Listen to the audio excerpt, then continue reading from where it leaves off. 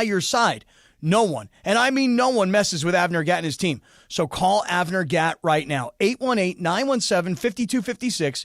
818-917-5256. That's AvnerGatt.com. AVNERGAT. AvnerGatt.com. When you call him directly, Avner Gatt and his family, they take the calls themselves. Avner Gatt says, hello. Every 40 seconds, a child is reported missing. Find the Children is a nonprofit organization dedicated to helping find missing kids. You can be a part of their mission by donating your unwanted car. Call 1-800-294-0222. You'll receive the maximum tax deduction, and we provide fast, free pickup. Call 1-800-294-0222. Donate your unwanted or unused car. Call 1-800-294-0222. This advertisement was paid for in partnership with Cars R Us and Find the Children. Did you know your skin is the largest organ of your body? Huh? That's why you should shower with Old Spice Super Hydration Body Wash instead of plain old bar soap. Love your skin by super hydrating it with vitamin B3 and glorious notes of vanilla and shea. Did you know that my super hydrated skin is the second largest organ of my body? The first is my heart. Old Spice. Men have skin too. Old Spice Super Hydration Body Wash. 24/7 renewing moisture. With daily use. ESPN 710, Los Angeles Sports. And it is the biggest show on the radio. Mason and Ireland is on for your Thursday afternoon. This is Mason and Ireland on your home of Rams football. Here we go. Live from Rams training camp at LMU, the loudest and proudest member of the Ramily, Steve Mason, is there, looking for people that know who he is. Meanwhile, Johnny I's there too. And of course, Corporate Greg. They will bring you the sights, the sounds, the pageantry, all the news and notes from Rams training camp, day number 7 for us here at ESPN LA. Also, maybe they'll ask Matthew Stafford. Oh, Matthew Stafford, if he could have pitched a better game than his buddy Clayton Kershaw last night. Don't give me that look through the radio. You knew I was going to go there. Let's do it. Celebrating their 20th year at ESPN Los Angeles. Can we keep that the biggest show on the radio. Live from Loyola Marymount University, the practice field at Rams training camp. Mason and Ireland, your Thursday afternoon right now. Good afternoon. So we are live from Rams training camp today at LMU. You know, whenever I come out here, John, 3 words. You know what I want to do? What? Hit the sled. I want to hit the sled. Let's go. You would be Let's injured. go. You would get hurt. No, I'm hitting the sled today. Without doubt, that ends in an injury. Let's go look for Sean McVay and just say, hey, can I hit it? Yeah, Can I hit it? Put me in line. Say, Coach. Coach. I'm in. Let's do this. Exactly. I want one of the cool helmets. You know, what's that one-on-one drill they do, Greg, that's in all the football movies? Let's put Mason against DeMarco in one of those. Sure. Let's do love that. that. Me versus DeMarco. DeMarco will be over here soon. We can make that happen. Okay. Just make sure DeMarco you will film know that, the name of that drill. Yes. So, anyway, it's always fun to be out here. I'm out here as a Rams fan and as a season ticket holder. And P.S., I work for ESPN, home of the Rams. What's interesting to me is that Loyola Marymount does not have a football team. Yeah. But this is a very nice facility. Yeah. Like, if I was the president of LMU, I might start a football team because they could play here. I know. This is really beautiful. By the way, when you're walking up, did you see they created a beach volleyball court? I did see that. Did you see that? Yeah. That was amazing. There was Now, who is beach it? volleyball. Is it for LMU kids or what? Yeah, I guess so. You know, this is a very nice school and kind of pricey to go to. If you get in here, you should feel good. Ever. And I drive by it all. I drive by the fountains all the time, right down Lincoln. I've never even been in here. Yes, this is a very prestigious school. Yeah, it's fancy. It's gorgeous. Fancy. So we got that going on. We expect to talk to somebody from the Rams a little bit later. We will have Matthew Stafford after practice today. We're promoting it. Yeah, I'm promoting it. Absolutely. That's probably going to jinx it.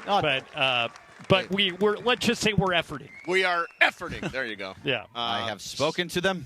Speaking of efforting, last night Clayton Kershaw. All right, what are we going to do about this, you guys? What's that effort? Here's the thing. Are we all in agreement now? And this is arguably the greatest pitcher in Dodger history. Yes. I mean, you can come at me with Sandy Koufax and Don Drysdale with their postseason success. Clayton Kershaw is the greatest regular season pitcher the Dodgers have ever had. By the way, in Brooklyn or L.A. Yeah, that's how great he's been. Sure. I don't think, and Greg, I'm curious if you agree, I don't think you can pitch him in the postseason. Oh, no. Absolutely wait not. a minute, guys. As of right now? No Well, no, way. as of right now. But it's not as of right now. The playoffs don't start right now. All right, Mace. I'm not ready to write off Clayton Kershaw after his second start after a shoulder surgery, the first shoulder surgery of his career. Mace, I see where you're going, and he deserves all the respect that we can give him. He had zero swing and misses strikeouts, last first time night. in 17 years. Totally get it. Not a good start. He is now throwing batting practice. As he said after the game, bad start.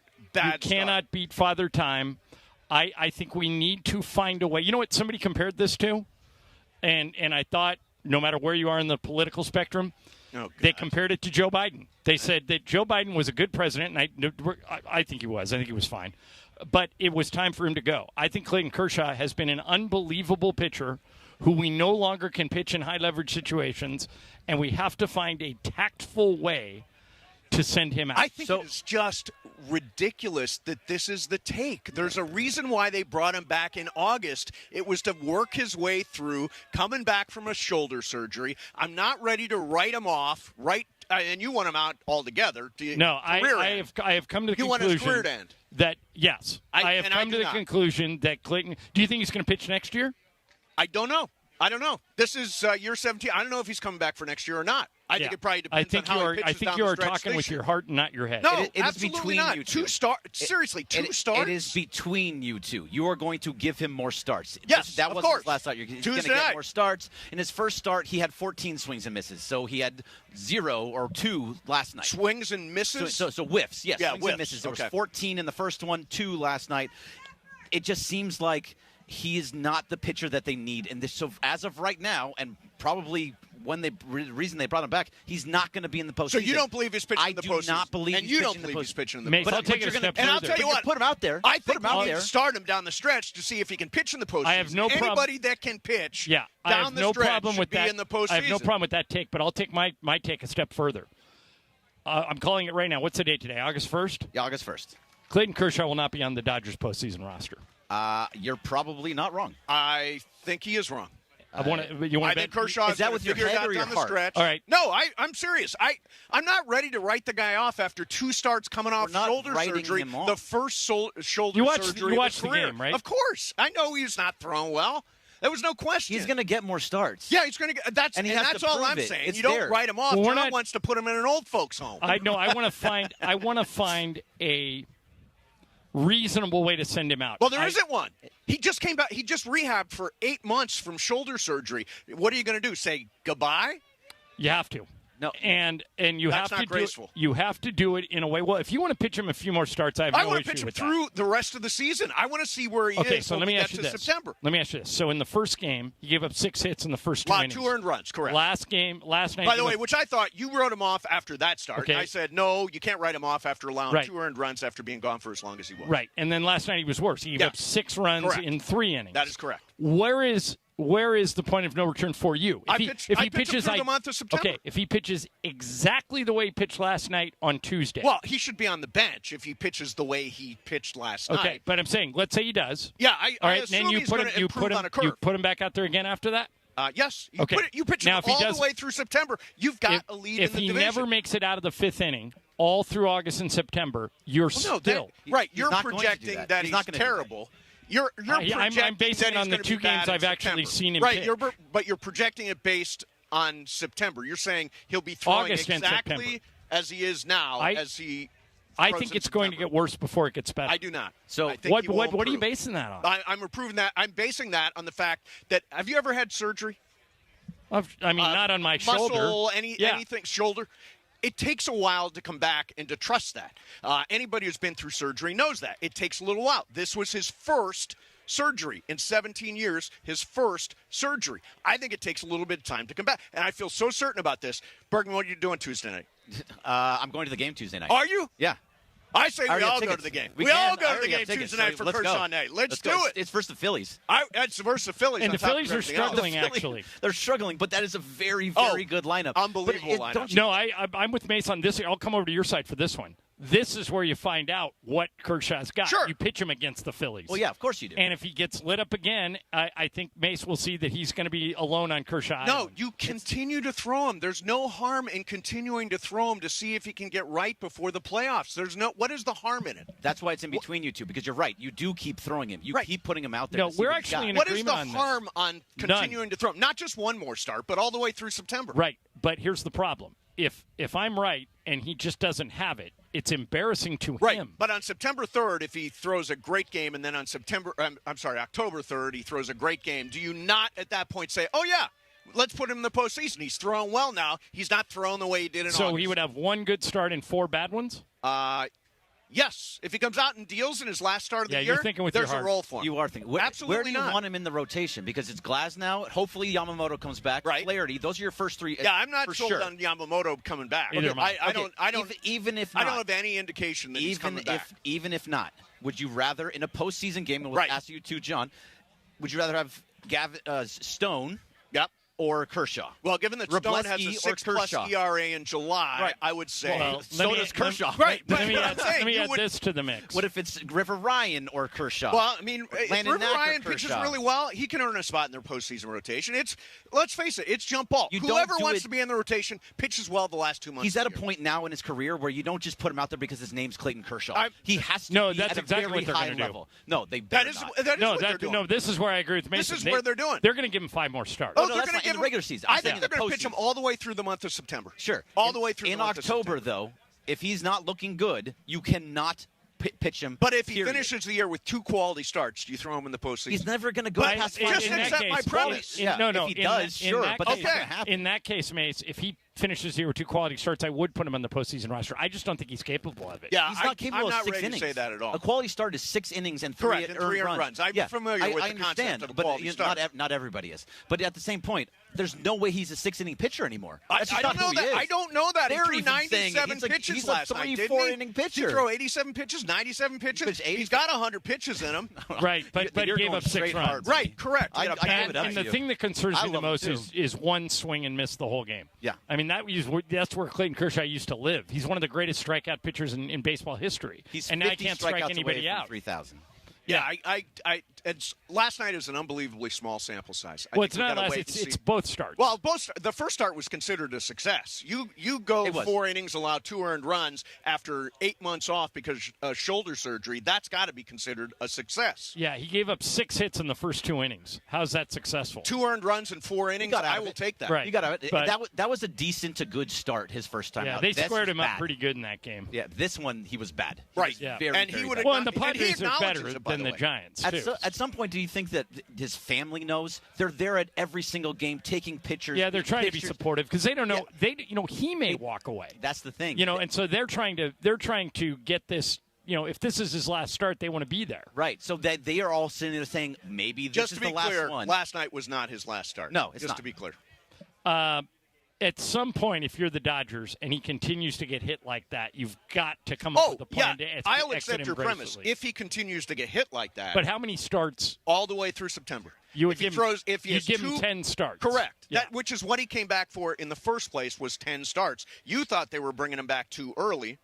You wanted to bring him back in late August. Well, because I thought these games mattered, but apparently they don't. I don't think they think the games matter. Oh, well, they they're have not to going to now. be the number 1 seed, but there's 4.5 up on the Padres. Yeah, They got to win that division. The Padres are down. playing good, though. Yeah, they are, and A.J. Preller did really well at the trade deadline. Do me a favor and look at their schedule in August and look at the Padres' schedule in August. The Dodgers' schedule in August is very, very, very hard. And the Padres, not so hard. Right, and if that's the case, do you continue to just put Kershaw out Yes. You have to. You have to keep putting him out there. I agree with Mason there, but I agree with you, there? John. No, I think that we're I not agree gonna with see him in Mason the that postseason. that's what's going to happen. I'm not so sure it's the right move. Right. Now, there's 3 different positions here. One is, John, you're saying Kershaw's done. You don't think he's I got think so, anything yeah. left in the tank. And You're I would like saying- to find a way to send him out gracefully. Yeah, you're saying. Keep putting him out there. If he's good enough to pitch in the postseason, pitch him, but I don't think he's going to. Okay, and I say I'm with you. Pitch him the rest of the season, and I think he is going to figure. By the way, I think that's what will happen. Oh I think yeah, they'll pitch him the he's rest going of to the throw season. the rest of the year. I don't think he'll pitch and I in the haven't heard postseason, anything on any of these other guys. I mean, you're doing the Dodger Blue review. Is Bobby Miller, Walker Buehler? They both had some starts that did not pitch well in AAA, but they were going to be Man, they got there a lot in of AAA. injuries. Max Muncy is doing better. He had a chiropractic. Yeah, a chiropractic adjustment. I saw that. They decided that now we'll send him to a chiropractor. Why not give it a go? Just why not now? Yeah. Should have done it a month ago Sure. if that was all it took. Yeah. But, yeah, he's close to So getting he's back. closer to swinging. Closer to swinging, and Mookie Betts is swinging. Right. And they say that all he needs are some sim games and that he will not have rehab. And now the debate is, where does Mookie play when he gets back? We'll There's do a that lot coming of up next. Mason and Ireland, live from Rams Camp, 710 ESPN. Hey, Terranea is where I go when I want to go on vacation and I don't want to get on a plane. If you listen to the show, you know I get on 100 plane flights a year, and the last thing I want to do when the off-season rolls around is get on a plane. So I go to Terranea, and it's like going to Hawaii without getting on a plane. They have 4 award-winning restaurants. They have a fantastic spa. They got a great golf course where Bergman and I are going to treat 2 listeners next month. We got details coming up. Greg, next week we're going to announce that? Yeah, we're going to announce it on Monday next week. Okay, so that's coming up. But I go to Terranea all the time. And the reason I do is because once you get there, you never want to leave. It's the best-kept secret in Southern California. You can go down there and rent electric bikes. You can play golf. You can swim in the pools. You can swim in the ocean. You can hike. You name it, they've got it. And don't take it from me. Go to the website, Terranea.com, Terranea. It'll answer any questions you have. And you realize that when you put together a trip to Terranea, you're doing all of it in that $2,000 you were spending to send your family to Hawaii, you and your wife, or if you get kids, that $5,000 you were spending can go straight to your stay at Terranea. So save the money, go to Terranea, find out why it's my favorite place in Southern California. Terranea, Terranea.com. Coming up today at 4 p.m. It's the LA Afternoon Takeover with Sedano and Cat. So here, our promotions team said, hey, Cooper, here's our guys from 710. Here's what they're wearing at our Mandy Awards. Like NHL Check out hockey. their fit. LA Kings hockey on 710 ESPN. Welcome to the family. Brand new partnership. We're excited to have the Kings right here, the home of the Los Angeles Kings. And Trav, now I just need an invitation to go catch a game. You have been giving you one forever. Now you have to across the street. Now it's across the street. Go Kings, go. Go Kings, go.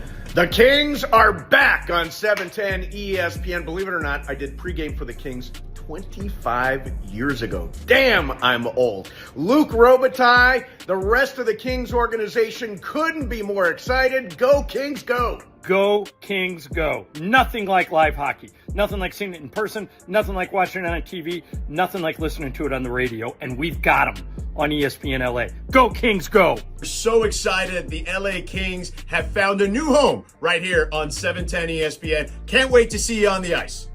I want to congratulate the LA Kings.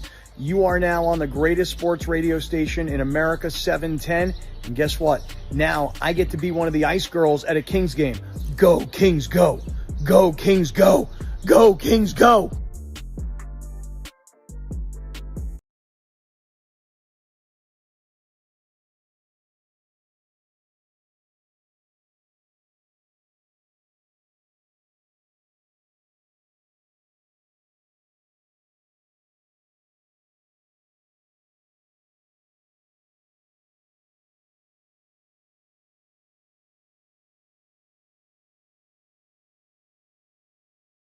Approval, see website for licensing information, loan terms and conditions, equal housing lender. That's 1-855-752-9944 or theloanexchange.com. Meet Cheryl. Hey. She's on vacation and lost in the moment. Unfortunately, so is her Chase debit card. It's gotta be somewhere. Maybe she lost it at salsa night. These skirts should have pockets. Or maybe she lost it at Pilates. 3 and 2 and... But she's not worried. With the Chase mobile app, she can lock her card till it turns up. Tools that help protect. One bank that puts you in control. Visit chase.com/checking. Chase, make more of what's yours. Chase mobile app is available for select mobile devices. Message and data rates may apply. JP Morgan Chase Bank, N.A. member FDIC. Need assistance with door and window projects? The Home Depot can help. From inspiration and materials to ordering and installation, our free Millwork virtual apron service can get you moving and doing. Plus, we speak Spanish too. Our associates can help you tackle complex jobs without you leaving the job site, saving you time and money. Call us at 1-833-HD-APRON or visit homedepot.com/MVA. The Home Depot, how doers get more done. Hi, this is Matthew Stafford of your Los Angeles Rams. This is Mason and Ireland on your home of Rams football, 710 ESPN.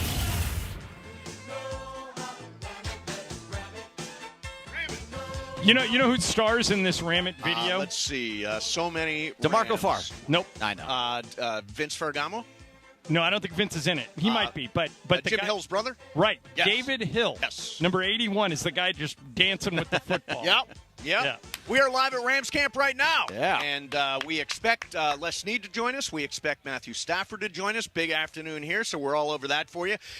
In the meantime, talking a little Dodgers. And, Mookie Betts coming back at some point here, mid to late August. Yes. Right? About 2 weeks is what they're hoping. And I'm surprised the Dodgers aren't in a miserable losing streak. Look at the injuries they've suffered. Okay, so you take out Freddie Freeman, you take out Mookie Betts, you take out Max Muncy. There's 3/4 your infield gone. Yep.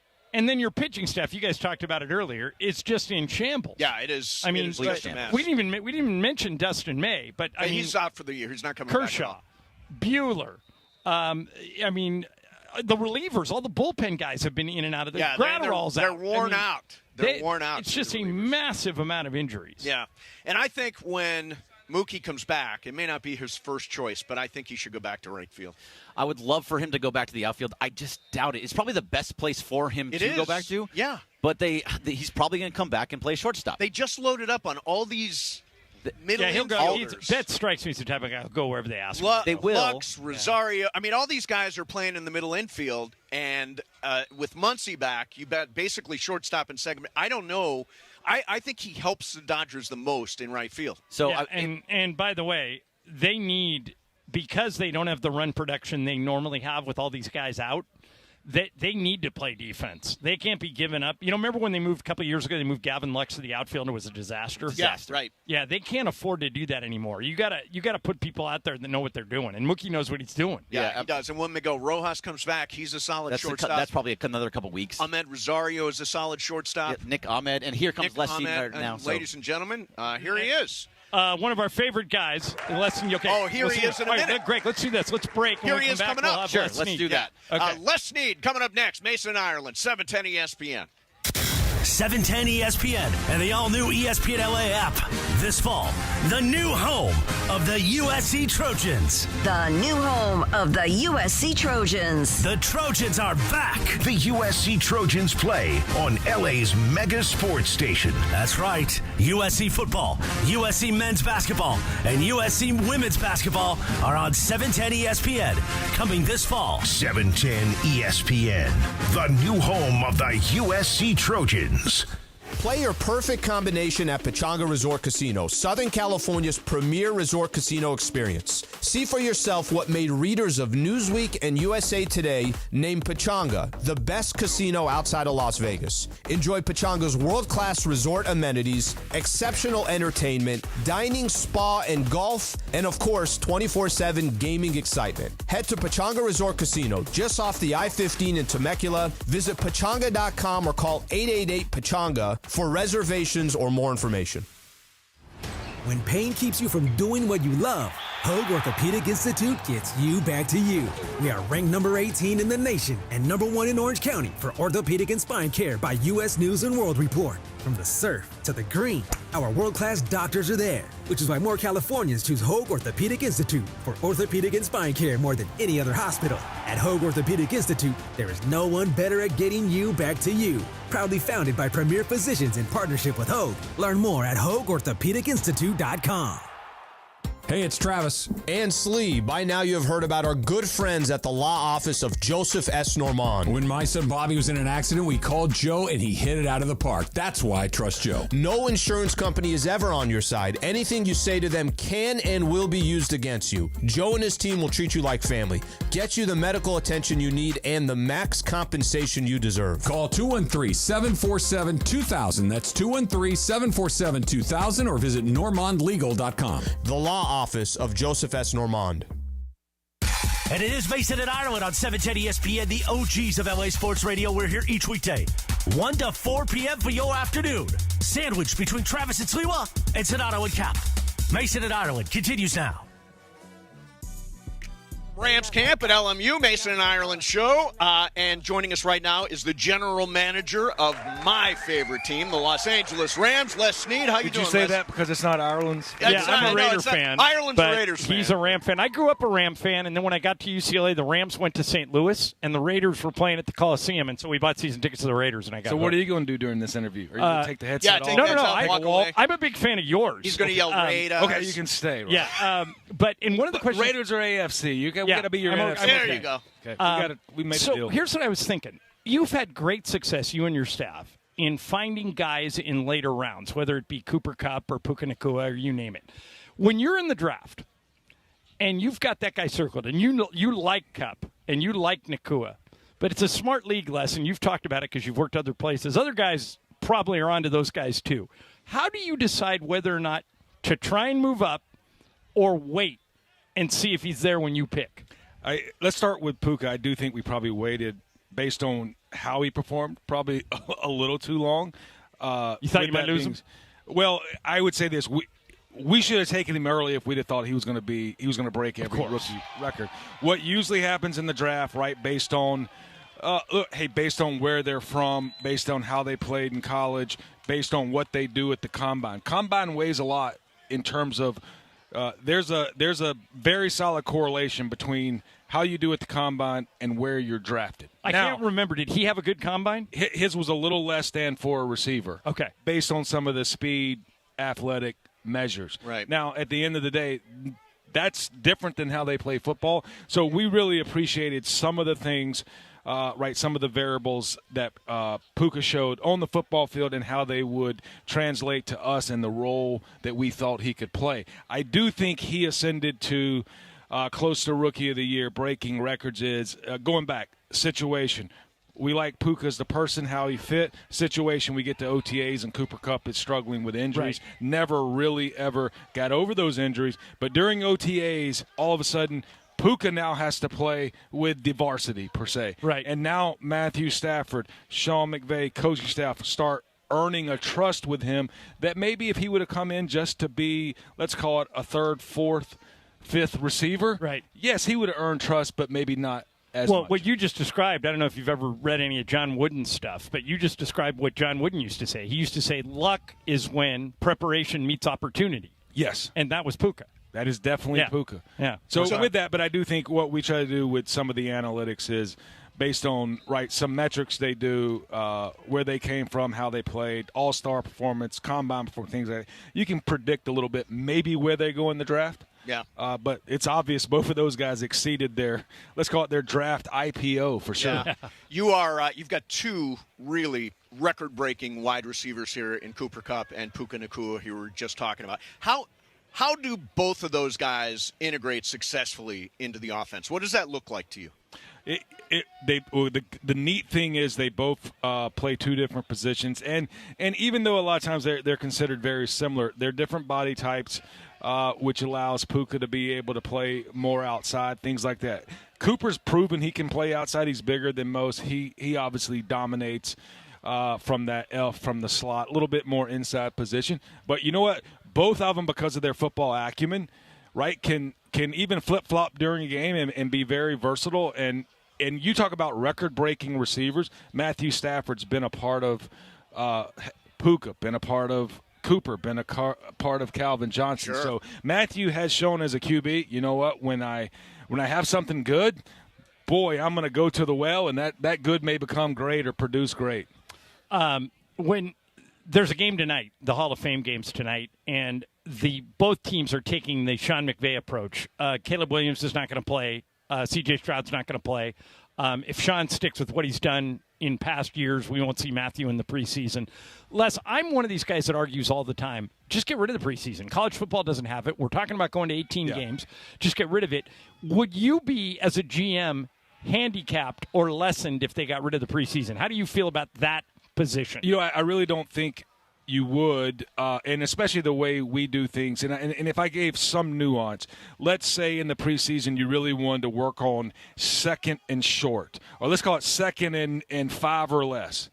Well, if you totally went to a preseason game, what if you never get in those situations? Right. You either get third and long. So point being is when we have the combined practices, the coaches can get together and say, this is what I really want to work on. So you would have no problem preparing for the regular season if there were no preseason? Definitely. Okay. I think what you might lose is in the combined practices, we do play our starters, our next role players more. So if you were to totally cancel the preseason, now I would probably have some out-of-the-box ideas of, hey, do we take some of these combined practices to maybe, let's call it different towns across America and practice in a high school stadium and bring football to where they don't have enough. You could do that. What you would need to do, though, is play the rookies, play some of those guys battling for those last spots a little more in those combined practices. Right. The way we do it is we pretty much play the varsity in those, and then we use the preseason to evaluate those players. Because you're not really evaluating those players on situations or the collective at that point on how we do in second and short or third and long. You're more evaluating the overall kind of talent skill set of the younger players. So you drafted Jared Verse at 17, and then right away in the next round took Braden Fisk as teammate. Was that something that you guys had thought about? Let's get these two guys together, and what's the benefit of reuniting them at this level? Definitely thought about it. Let's take this. I mean, there wasn't this sentimental because they both played at Florida State. Let's bring them back together. If they would have played at different teams, we would have probably had the same strategy. But what we did going back to what we talked about with Cooper and Puka, we felt like with Fisk, there was a chance we could get him in the second round. He might have gone late first, early second. Would he have fallen to us where we picked? Not sure. But we always felt like, you know what, Verse is definitely not falling. Let's take care of business there. Then let's strategize how to move up and get the second guy we wanted. So there's a little bit of, let's call it gamesmanship, game theory there. I worshipped at the altar of Phil Jackson for a lot of years with my other job. I did as well. And so I've always wanted to meet him, but hasn't. You might get a chance. He's around sometimes. But he used to say to me, rookies are lower than whale poop. And I'm using poop as a. I could easily see him. Yeah. He goes, he didn't like playing rookies. I get the feeling Sean's not that way. And the reason I bring it up, Les, is I think Blake Corum could actually play meaningful downs and meaningful minutes this year. Would you be surprised if he had an impact on your team right away as a rookie? Wouldn't be surprised at all, right? That's one of the reasons we drafted him to come in and be a two to Kyron. And hey, it's not like, oh, this has upside. We have to do this, this, and this to get him there. Like, he comes in somewhat ready-made. Right. He has the football acumen. He knows what it takes to learn an offense, to be able to process it, and also adjust and be dynamic during the game when Sean needs to adjust. So those type players, I think Phil Jackson would have liked a Blake Corum. Yeah, like Luke Walton came along, and he was the exception to the rule. And Phil what ends Luke up Walton happening he's smart. is even when we were here and we were kind of in that window, it was harder for rookies to play. Why? Because you had a veteran team. You were in the window trying to compete for this championship. Phil's had a lot of those teams where they were in the window. And at the end of the day, developing rookies really wasn't the main thing. It was getting another ring, and they were doing a heck of a job collecting rings. Right. Yep. So your offense, one of the biggest jobs of the offense is obviously to keep Matthew Stafford standing. And the offensive line seems as solid as it's been since you've been here. The addition of Kevin Dotson last year that you found he wasn't really playing, and all of a sudden he is a great offensive lineman. Jonah Jackson, I know he's hurt right now, the status of him, but how do you feel about the offensive line? As good as we felt ever since we've been here. And like you said, you mentioned it, they're sound, they're veterans, they've all played, and the reason, right, Matthew and his genre being one of the, let's call it the last pocket passers, probably, that's going to play NFL football. There will be a few more, but probably a lot less than him. That's a priority, right? He's at his best when he has time. He's able to use his experience, his acumen to read defenses, figure out it. And if you give him a little bit more time, then yes, he can use his arm to, let's call it, make more explosive passes than intermediate passes. Les, are you convinced personally that Aaron Donald has played his last down as a Ram? That's how we approach it. I think you can't ever say never, because I know there's football players who miss football for the first time. Well, Eric rolled off the couch, right? Yeah, so that we've joked about that. I do think I do think Aaron Donald is a very principled human being, and he's one of those players that, you know what, he felt like he had given his all, and football had given a lot to him, and as he said, the cup was full. Right. I do think that I would bet on the cup being full and him not looking All right, I have back. a ridiculous idea, and I want you to tell me if I'm crazy. I think Aaron Donald could be an action hero. I think he could be in the movies.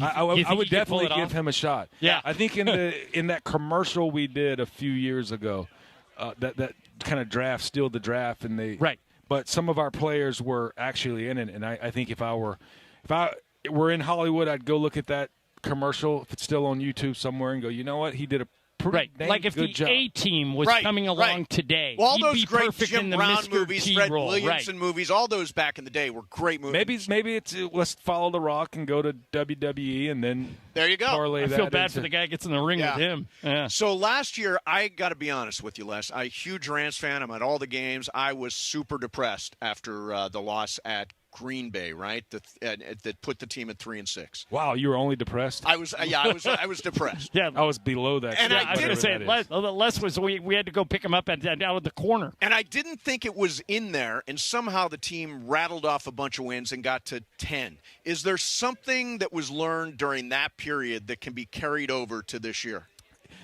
Here's what's interesting. With Matthew being out, there was an element of, depressed is a really good word. If you do go back, I think at that point we might have been 3-6. Yeah. We had played good football. We opened against Seattle, got the win, and there was a little bit of feel good. But even in some of those games that we lost, we had actually played quality football and ended up being on the losing end. So there was this belief internally, and it wasn't just belief. We actually had proof that, okay, if Matthew comes back, which he was, then, hey, we have played really good football. Now this younger team that we have put on the field just needs to learn to cash in, to close the game out, to win. So we didn't think it was a pipe dream because, to be honest, to be frank, 3-6, I would have felt like, how many is that, 9 games? I would have felt like we should have been 5-4 based on how we played, and could have easily been. Not hoping you were, not looking, we lost by 14, and if we'd have done this, this, and this. I mean, there were some close games and there were some quality games in there. I can't really remember. I remember thinking that against Pittsburgh for sure. Some of those nuanced moments where all of a sudden you end up on the losing end and not the winning end. You know, I forgot the question I was going to ask you about the offensive line. There's a definite difference in approach now, going with bigger guys. Talk about that sort of philosophy and the direction that you've gone with. Well, the way Sean approaches the game, he wants to evolve. He wants to be dynamic. We felt like not only could that help Matthew Stafford in the pocket, but we definitely feel like running the football effectively and efficiently helps the QB probably more than protection, because it does keep the defense off balance. And they're in a little bit more 2nd and 5, and on 2nd and 5, offense can do a lot of things. They can run or pass. It's not, it's 2nd 11 and we know they're pretty much going to pass or run or draw. Yeah. Right. Well, listen, we appreciate. I'm excited for all 11 wins this Great year. to see you. I'm excited for all 11 wins. Why stop at 11? Yeah. You got to dream, man. It is great seeing you, man. Looking Thank forward you to for a doing great that. season. Enjoyed Les it. Snead, Always have General fun. Manager of the Los Angeles Rams, Mason in Ireland, 710 ESPN. Sedano and Cap for your afternoon drive. The fun way to drive home on 710. Really excited to I've see never cut a mango. I've never the cut new into a mango. I schools don't come even into play think I've at had the like a real Coliseum. mango. I think I've Obviously, had we're like gonna have Notre Dame to finish the season. That's always a special game. But seeing Nebraska showing up, Penn State showing up, LSU at the Collie, that's what I'm really looking forward to. I think both programs, the men's football program and the men's basketball program, are moving in the right direction. And the women's basketball program at USC is going to be ranked top 5 next year. So it's a great time for the USC Trojans to be back on ESPN LA. I'm really curious to see, what does USC football look like without Caleb Williams? What are the adjustments that Lincoln Riley makes? And what is the defense going to look like in the non-Alex Grinch era? New conference, new quarterback, just really fired up on the football side. New head coach for basketball, so almost like a really new team, which is going to be awesome. And then returning to prominence for USC women's basketball, to be back to where USC women's basketball is. I'm super excited to see Juju in her second year, but just the rest of the players continue to grow under Coach Godley. This beautiful thing has been up since the first time SC was here. But guess what? USC is back! And once again, this means something for us. Pumped for this season. USC Athletics back on 710 ESPN.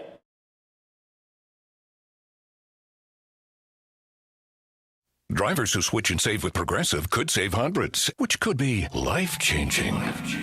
I mean, you could put that money towards that zero-turn lawnmower you've always wanted. And after using its edge-shaping technology to meticulously sculpt the face of the Mona Lisa into your grass, you'll become the undisputed king of Saturday morning lawn care, leaving your neighbor and sworn enemy Gary to question his place in the delicate neighborhood ecosystem. And it's all because you could save money switching at Progressive.com. Progressive Casualty Insurance Company and Affiliates, not available in all states. Something amazing is happening in business. More companies are turning to Mac. From finance to fulfillment, CDW will seamlessly support Mac integration into your organization. With the power of Apple Silicon, best-in-class security, and compatibility across your favorite apps, your team will have the performance they need and the tools they love. Make amazing happen. Mac and CDW. Learn more at cdw.com/Apple. Hi, it's LeBron. The Lakers play here. 710 ESPN. KSPN, Los Angeles. A good karma brands radio station. It is Mason and Ireland on 710 ESPN. Don't get it twisted, yo. The most downloaded sports radio show in Los Angeles. The podcast, that is. Mason and Ireland, the #1 most downloaded sports podcast in Los Angeles. The #1 most downloaded sports podcast in Los Angeles. And we thank all of our podcast listeners for that. If you ever miss a moment, get your fill anytime. Just search Mason and Ireland wherever you get your podcast.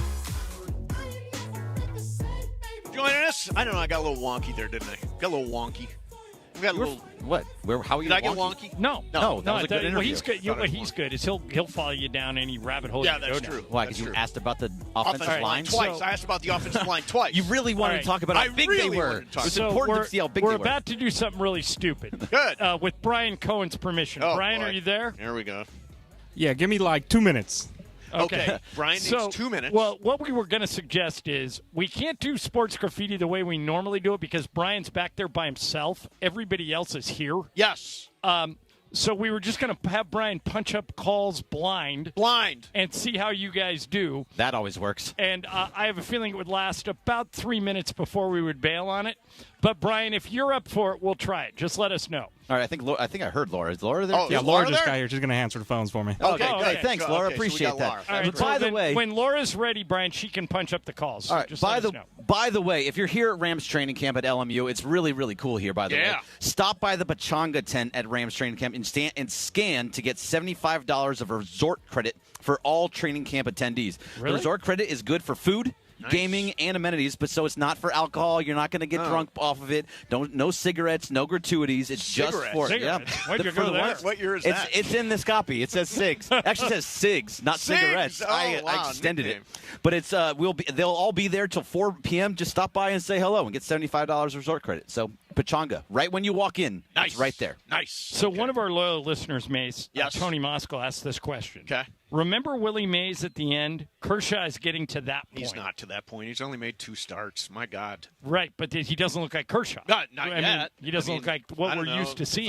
If I'm the fact if I have surgery on my vocal cords and I come back 8 months later, I'm not going to do the best show the first time out. If you would have told me, Greg, that I would ever watch a game Clayton Kershaw pitch with 0 strikeouts, I would have bet you the farm against it. Well, that was the first time there was some crazy stat that 17 was going around. years. First time 17 years. Yeah. 17 years. That's crazy. But, I mean, at best, he's going to be a 4th starter. Well, I think that's at best. We'll see what he rounds into. I mean, I want to see him pitch. I want to see him pitch more.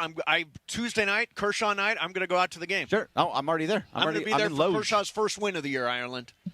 He's going to beat the Phillies Tuesday night. I would love to see that, but unfortunately, he may beat the Phillies. I just don't think he's going to ramp up enough to be a starter in the postseason. The Phillies got swept over the weekend. Yeah. And, after the trade deadline, 4-12.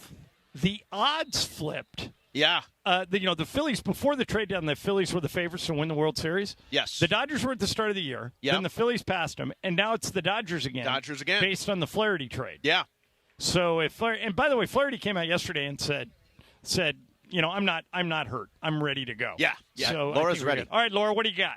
All right, we're going to go to Cam. Cam, you're on Sports Graffiti. Go. Hey, guys, how you doing? The ban is over. I've been calling since 2015 and have never gotten through. This is amazing. Excellent. I'd like to say the Aiden O'Connell era is beginning. Dodgers are a mess, but they always are. And the Lakers are a mess, but it's a fun mess. So I'm glad Mason Island weren't here for this, and I got to talk to you guys. All right, man. All right, thank you, man. Thanks.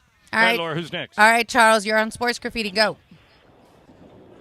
Yeah, man, hey, I just wanted to say, can somebody please step up for the women in women's boxing in the Olympics? Somebody's going to get really hurt if we keep allowing this. All right, thanks, Charles. Thank you very much for the phone call. Yeah. John, you're on Sports Graffiti. Be better. Go. I don't see how anybody could be a Raider fan. I mean, you guys, we're consumers. To follow the lead of the Davis, Al Davis, and then Mark Davis, it's just been a total mess. How could you guys call yourselves true fans when you're getting a product that's been totally oblivious to winning and any type of culture that aspires to winning? Charles, what team do you root for? I'm all LA. It's Rams, baby. Rams. So you're Rams. You know, the Raiders have won more Super Bowls than the Rams. The Raiders haven't won since the 1900s. Yeah, but I'm just saying the Raiders haven't always been like that. I mean, it's not like they're the Chargers, cyclical. and the Chargers have never won a Super Bowl. Yeah, the cycle has been long. You're saying it's cyclical. It it's is a very cyclical. long cycle. Plus, every It's game like Haley's Comet. Every game's like Halloween at a Raider game. Everybody's dressed That's up like it's Halloween. Project Runway. Isn't that the true Raiderettes fandom? come straight from the club, if you know what I mean. Come on. But isn't it What's true not to fandom? like? That's true fandom, to stick with your team no matter what, through the good times and the bad times. Correct. The bad times have been a long time. Yeah. But you stick with them through that. That's a true fan. Yes. So right, John? No, I'm not sticking with it. That's not a true fan. John's not a true fan. All right, thanks. Laura, who's next? All right, Don, you're on Sports Graffiti. Go. Hey, guys. Mace, I just wanted to say, Abdul accused you of phoning it in. And let me tell you something. If you're phoning it in, Morales should be embarrassed because you've got 10 times more game than he does, and he's trying every day. So call it what you want, chubby boy, but you just keep being you. All right, thank you very much. Did he call me chubby boy or did he call Morales chubby boy? No, he called him subby boy. Oh, subby boy. That's right, subby Based on boy. the fact Same that guy he every time. is a Morales sub. definitely a sub. Yeah, what's next, Laura? All right, Alex, you're on Sports Graffiti. Go. All right, guys. John, this weekend I'm going with my softball team to a tournament in Palm Springs to have a softball tournament. You have any suggestions where we should have our team dinner at this weekend since you just You know went where there? I went? Okay, you know where I went? And I haven't been to one of these places in 30 years, and it was spectacular.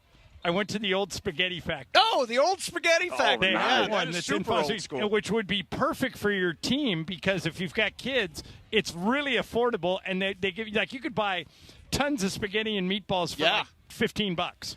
For me, the best burger in the world is at Tyler's. It is in downtown Palm Springs. You guys should definitely check that out. And for a good restaurant, I love Johannes, which is on River Indian Canyon as you drive into town. Excellent, excellent schnitzel. And let me tell you this: before you go, pack a cooler with tons of Gatorade and tons of water because it is You hot will need out it, there. man. You will need it. It's cold out here. Yeah, it is. It really is kind of cold out here. Yeah, well, DeMarco said it would be. Yeah. Remember, he said bring a sweatshirt. Yeah, everybody's, and you guys didn't are saying listen. wear shorts. I was not going to wear shorts. I shouldn't have. Because we've got coastal layer in here, and it's you'll live. It's not like we're in Oh, Buffalo. I'm not going to die. It's 70 degrees. But last year it was 95. Yeah. Yeah, Irvine was hot. Irvine was hot.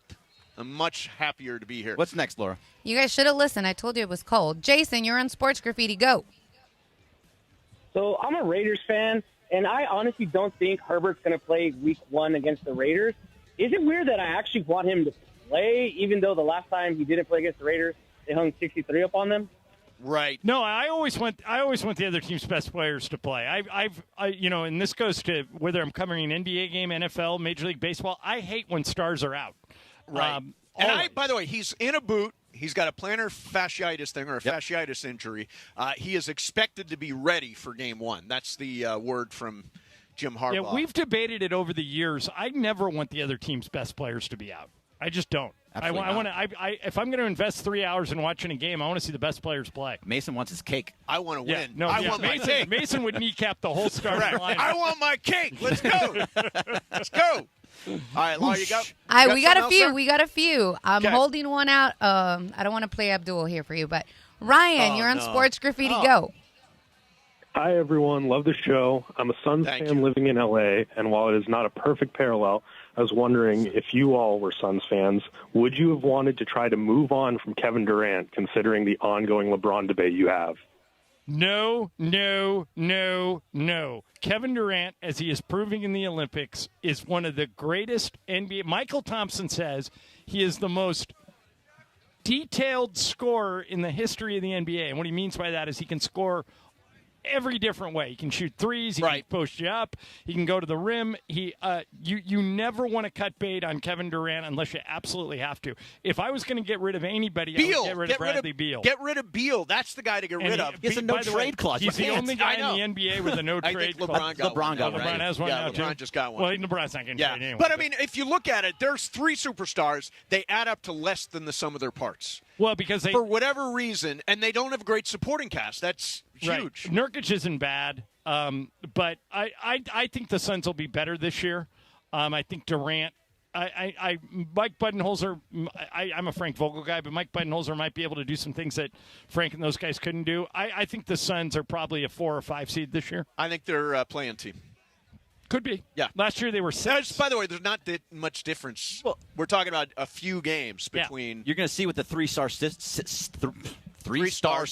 I can't speak. 3-star system will actually work still because that's what they have right now. Well, I think Philly does. It's going to work in Philly. Boston. Yeah. Does. Oh yeah, they have. Yeah, that's true. Yeah. Is Maxey on that level though? Oh yeah, Maxey's really good. Get ready to watch that guy in the All-Star game for the next 10 years. Yeah, he's really, really good. Yeah. Matter of fact, Maxey, I think is going to be All-NBA for the next 10 years. I think he's that good. Wow. I think he's one of the best 15 players in the league. That's going to come down if Embiid can actually stay healthy. Let's hear Abdul. I want to hear go Abdul. ahead, play Abdul. All right, Abdul, you're on Sports Graffiti. Go. You guys, Mason especially. I love you guys. You guys got me all wrong.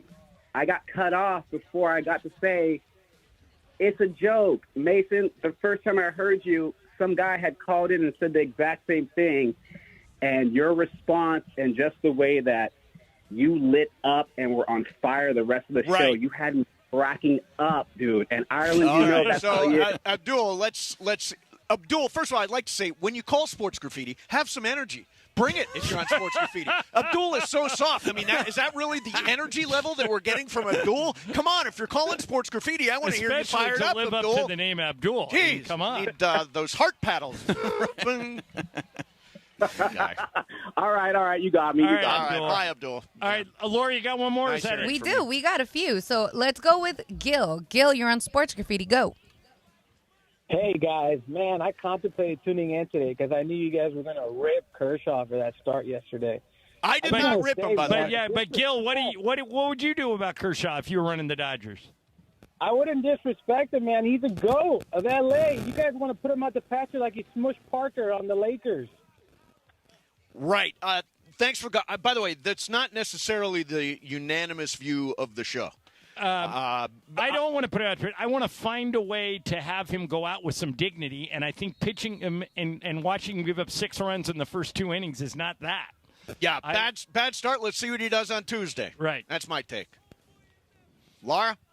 Sorry, guys. I'm explaining to the interns how I do this over here. Oh, okay. Mohammed, you're on Sports Graffiti. It's a teaching moment. Yes. Hey, what's up, guys?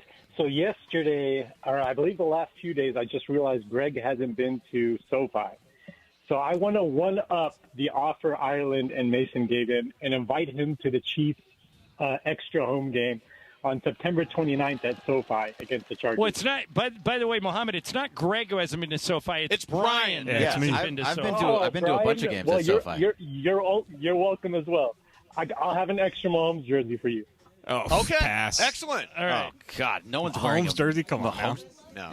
Don't do it, Brian. Don't do it. Don't do it. Never. You're better than that. You want my quarterback. ticket to see the Cowboys, Brian? I mean, I'll take them. Yeah, why not? But that's not enthusiastic. Oh, I want come to on, get Brian, It's preseason. It's Wait a minute, preseason. he's Brian's a Charger fan. I'll take him. So you're talking about Rams I Cowboys? know, but he's never been to SoFi, so I thought, all right, Well, if he's I gonna- would if he's withdraw gonna make the offer. Brian, No, you can't do that. It's already out there. My suggestion is if you're going to go to SoFi, eat before you go. Get there at least 2 hours early, too, because parking's horrendous. Yeah, it's not they haven't worked out all the kinks yet. So they've got a little work to do. All right, Brian. Yeah, I expected more enthusiasm from you. I didn't bring it. My bad. I'm sorry. Seriously, Jim Harbaugh is talking about emerging from the womb for football season, and you you're have like to attack Mr. each day with an enthusiasm unknown to mankind. He's very sad. He has no quarterback. He has no wide receivers. It's a sad day for Charger his running fans. backs are always hurt. Always hurt. Yeah. All right, let me see. Coming up next, more stuff here from Rams training camp. In the meantime, let me ask you, if you're injured in an auto accident, should you hire your friend's relative who once filled out your taxes for you? No. You need an expert in the field. And if you're injured in an auto accident of any kind, call my friend Jacob, 844-24-JACOB. For more than 25 years, Jacob has handled all kinds of vehicle accidents, car and truck and motorcycle, Uber, Lyft, scooter, you name it. Jacob has done it all. And Jacob and his team will not settle for a lowball offer from the insurance company. Plus, when you call Jacob, you never pay a penny out of pocket, so your car gets fixed and you see a medical specialist to get you back on track as soon as possible. When you call an attorney, you want one who is respected. Call Jacob. He is the real deal. 844-24-JACOB. That's 844-24-JACOB. 844-24-JACOB. Or remember, accident or injury, call Jacob and Ronnie. Call Jacob. CallJacob.com, and make sure you're following Call Jacob on Instagram. Go to @call.jacob for great advice and prizes and more. And when you call Jacob, make sure you tell him Mason and Shadano from 710 sent you. Mason, Ireland, 710 ESPN. 710 ESPN and the all-new ESPN LA app. This fall, the new home of the USC Trojans. The new home of the USC Trojans. The Trojans are back. The USC Trojans play on LA's mega sports station. That's right. USC football, USC men's basketball, and USC women's basketball are on 710 ESPN coming this fall. 710 ESPN, the new home of the USC Trojans.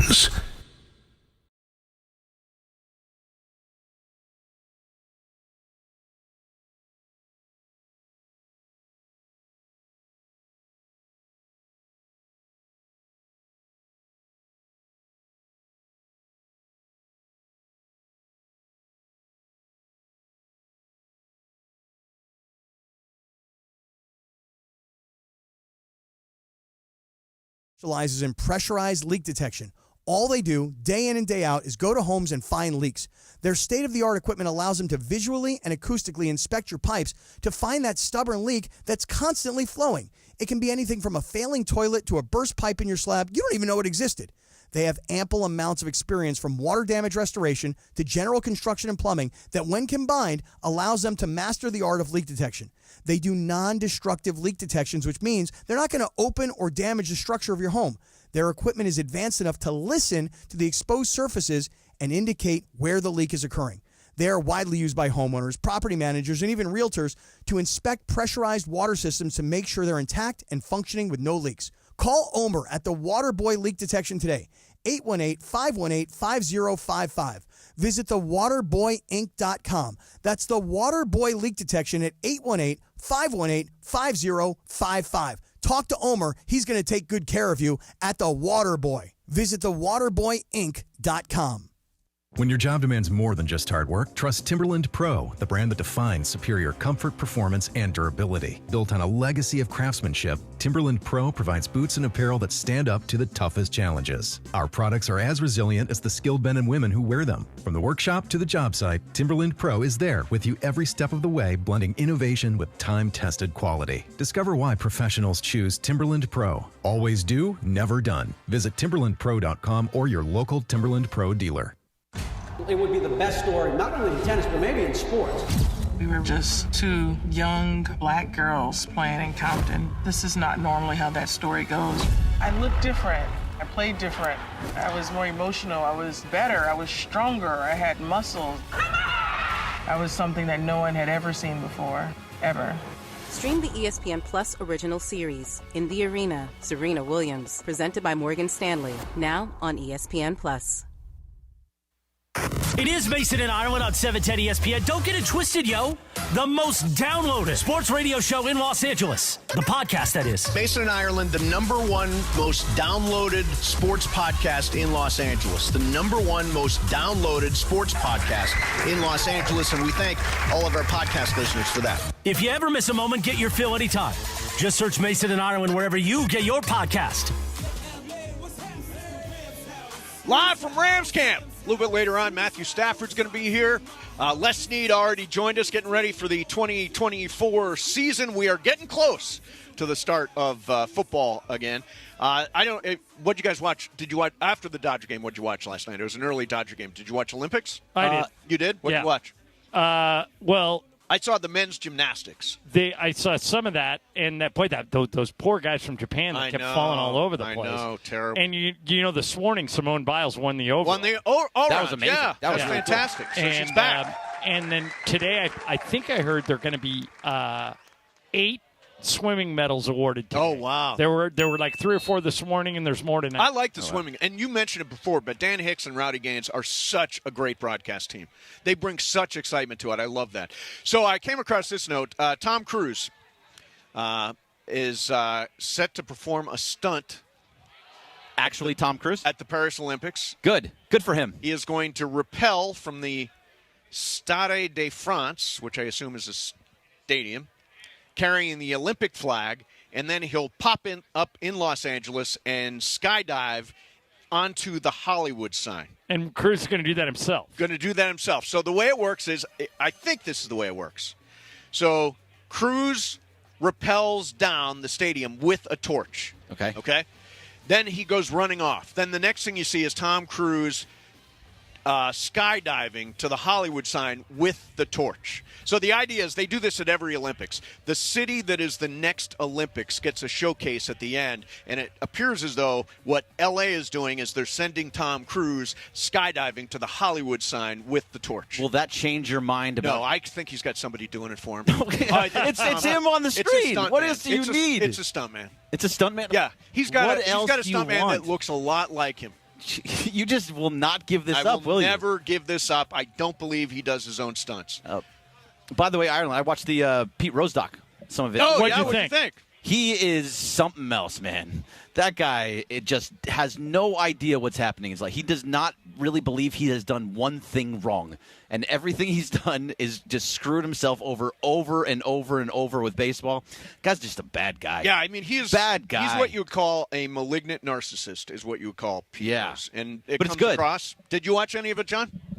I haven't watched any of the Heroes yet. I may watch tonight, though, because there's no Dodger game tonight. Depends what the Olympics are doing, but if there's I go – my viewing these days are Dodgers 1, Olympics 2, and then whatever else is out there. Whatever 3. the thing is, Normally it's all the political crap that you and I like to watch. I don't even watch it. I don't know. Well, either that or a Hallmark for me. That's you. But Hallmark, Hallmark goes to Golden Girls every night at 8. Oh, wow. So then I'm gone. Oh, you don't like the Golden Girls? Hate them. Oh, wow. Why? Just don't like that show. What is it about? It's a classic. What else? I know. What's there not to likes like? it too. Yeah, I just never thought it was fun. It was one of those shows that was on at a particular time of day every day when I was in the fraternity house. When Frasier came on, I left it on because I like Frasier, but Golden Girls has never worked for me. Have you watched New Frasier? No, but our buddy Tom Russo works on it. For it. And my friend Steve Zim, my trainer, his wife works on it. They had the rap party last night. Season 2 is in the books now. Okay, here's some Frasier trivia that I never knew. Do you guys ever listen to Smartless? Yes. Couple. Okay. Good. So good pod. this Funny week guy. on Smartless is Lisa Kudrow. Okay. And Lisa Kudrow told a story, and I never knew this. She was originally hired to play Roz on Frasier. Really? She shot the first several episodes, and they fired her. Wow. And James Burrows, who was doing Cheers and Frasier's and went on to do Friends, remembered her. Wow. And he goes, you weren't right for Roz, but you might be right for Phoebe. Why don't you audition for this? Hey. And she auditioned for it and got it. Smelly cat all the way. Wasn't she on Mad About You, too? Yeah. So as Ursula, the waitress. Right. And she killed it, and they gave her, originally, at first, the guy doing Mad About You went to her and said, some guy named Danny something went to her and goes, hey, you're really funny. Can we hire you, instead of 1 episode, you want to do 5? And that's what got her on the NBC radar and went from there. Right, and then they did crossover episodes on Friends where she would talk to each other. It was Right. Ursula talking to. She was the Phoebe. the other thing that comes out in that Smartless interview is she was the only one of the 6 friends who had to audition. Oh, really? The other one, the other people, James Burrows said, yeah, that guy's great. Matthew Perry, David Sherman, great. Even Matt LeBlanc didn't have. No, Matt LeBlanc didn't have to audition. And James Burrows, and she said she thinks the reason is James Burrows probably thought to himself, well, I fired this girl on Frasier. Why did I fire her? Why did I fire her? Okay, make her audition again. Let's see what she's got. Yeah. And then she won him over. By the way, one of the sneaky, unbelievably funny shows in the history of television is The Comeback, which stars. So underrated. It's so underrated. Do you know this one? Oh, Lisa my God. Kudrow? So it was. Okay, she played this character named Valerie Cherish. Okay. And Valerie Cherish was like so picture somebody that was like a kid star actor. Somebody like maybe Ricky Big Schroeder star back or in the day, yeah. Melissa Gilbert or something like that. Got it. And then she ages out of of that audience, and she's old, and so she wants to make a comeback. She wants to get back into acting, and she goes on to a show, but she's playing all the roles you don't want to play. Like she's playing the mom instead of the lead, Right, and she hates it. And they're making and they put her in frumpy clothes and everything, and she mocks it the whole time. And she's making a reality show about herself as she goes along. It's brilliant. Is this on now? It was on maybe 10 years ago. You can find it. You can find it. It's so worth going back and watching because she just makes fun of herself and really makes fun of actors that don't know when to quit. Okay. And I'll check that out. Yeah, really, maybe like really, Netflix or something. Really funny. Yeah, I'm sure it's on Netflix. Oh, by the way, Jeff Fletcher from the Orange County Register says Mike Trout has another meniscus tear and is out for the year. Goodbye. That is the end of Mike Trout. He might be another one that we might not ever see again. I don't know if he has anything left. Boy, but the Angels really kind of wet the bed with their 2 stars. They had Mike Trout and Shohei Ohtani on the same team and got nothing for either one of them. Yeah. Nothing. Somebody never made the playoffs, never traded him. Why do we not have more of a push of getting rid of Artie Moreno? Why isn't there because here's what I learned. Why aren't there pitchforks? It's a great question. And torches and storming the Capitol and all that. Here's what I learned. Yeah. And I learned this with Donald Sterling. Yeah. When we as a media kind of all dropped the ball on Donald Sterling. Yep. What Donald Sterling was doing was illegal. What Artie Moreno is doing is incompetent. Yeah, incompetence. You can't get rid of an incompetent owner. You're stuck with him. No one has said anything positive about Artie Moreno in 3 years. I mean, except when he said he was going to sell the team, and then everybody was very excited. And everybody was and then he said, "No, I changed my mind. I don't want to do it." We can. It's howling at them. It's what do they say, Mace? Tilting at windmills. Tilting at windmills. You can't get rid of a bad owner. If you've got a bad owner, you're stuck with them. Wasn't that James Dolan for years and years? Obviously, they're good now. Yeah. But James when Dolan Kellerman was on with us, Max, he used to say that everyone in New York hates Dolan. Yeah. With a passion, and they can't get rid of him. You're just stuck with him because you can't get rid of a bad owner. What I don't understand. Doesn't he play the saxophone or something like that? He plays guitar in a band. Yeah. And by the way, his band opens for like big acts at Madison Square Garden because he owns it. Because he owns it, yeah. He owns the Sphere. He's gonna play at the Sphere at some point. point. Play the Sphere, James Dolan live. The problem with the Angels is they come to the trade deadline and they didn't. Are you a rebuild or are you a keep everything? Because they had players that they didn't trade that they could have flipped for prospects and gotten really, really bad for next year. Did either one of you guys catch? I know you can't watch it live because they're on when we're on. But did you guys catch PTI yesterday? No. With Buster Olney? No. Buster Olney made an interesting point. He said Artie Moreno did something last year that he thinks might happen again this season, and he says it will change the entire face of baseball. I had even forgotten about it. Do you remember that they decided not to trade Shohei, and then they decided to go all in? They traded for Lucas Giolito and a couple other guys, and then they went in this terrible losing streak, and so on like August 20th, he just DFA'd them all. Right. Remember that last year? He just got rid of everybody. And so Buster thinks, and this is just his opinion, but he goes, what's interesting about this, and this is true in our league, he said, Buster said this line, he goes, you can't do it in fantasy football. You're not allowed to get rid of all your own. That's the Mason rule in our league. Yeah. You would tank at the end of seasons to get the top draft pick the year before, and they said, all right, new rule, we can't, we're out. But they banned tanking. Right, but in baseball, you can do it. Oh, lots of teams. I mean, Houston had a couple of 50-win seasons. And so the Cubs had a 50-win season. Buster thinks that bad teams okay, like the White Sox, who are historically bad, might be one of the worst teams in the history of baseball. Yes. He says, like, they didn't trade Garrett Crochet. Or Luis Robert Jr. Right. He said, if I were them, I would shut down Crochet for the rest of the season.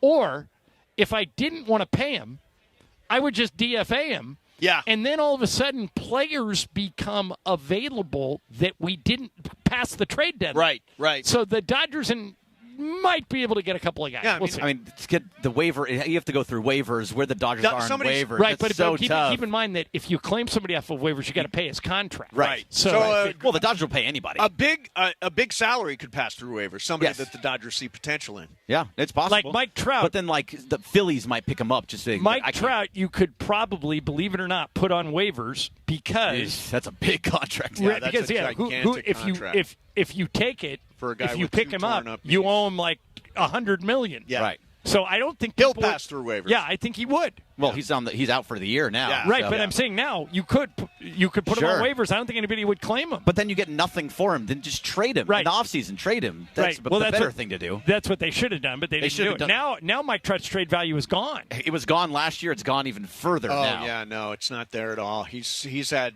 multiple unhealthy seasons now going on, and again out for the year. Coming up next for you, U.S. Olympic winners got to face the tax man. Really? But it's not an American tax man. Plus, there is a Happy Gilmore sequel. Now there's another of our beloved classics that is getting a sequel. We'll do that coming up next. We are live from Rams camp. Mason and Ireland, 710 ESPN. There's nothing like NHL hockey, LA Kings hockey on 710 ESPN. Welcome to the family. Brand new partnership. We're excited to have the Kings right here, the home of the Los Angeles Kings. And Trav, now I just need an invitation to go catch a game. You have been giving you one forever. Now you have to cross the street. Now it's across the street. Go Kings, go! Go Kings, go! The Kings are back on 710 ESPN. Believe it or not, I did pregame for the Kings 25 years ago. Damn, I'm old. Luke Robitaille, the rest of the Kings organization couldn't be more excited. Go Kings, go! Go Kings, go. Nothing like live hockey. Nothing like seeing it in person. Nothing like watching it on TV. Nothing like listening to it on the radio. And we've got them on ESPN LA. Go Kings, go. We're so excited. The LA Kings have found a new home right here on 710 ESPN. Can't wait to see you on the ice. I want to congratulate the LA Kings. You are now on the greatest sports radio station in America, 710. And guess what? Now I get to be one of the ice girls at a Kings game. Go Kings, go. Go Kings, go. Go Kings, go.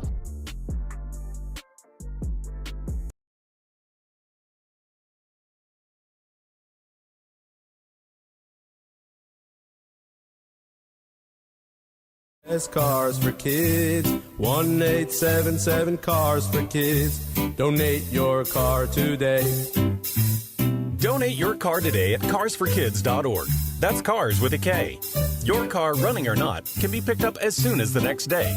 You'll get a maximum tax deduction and a vacation voucher.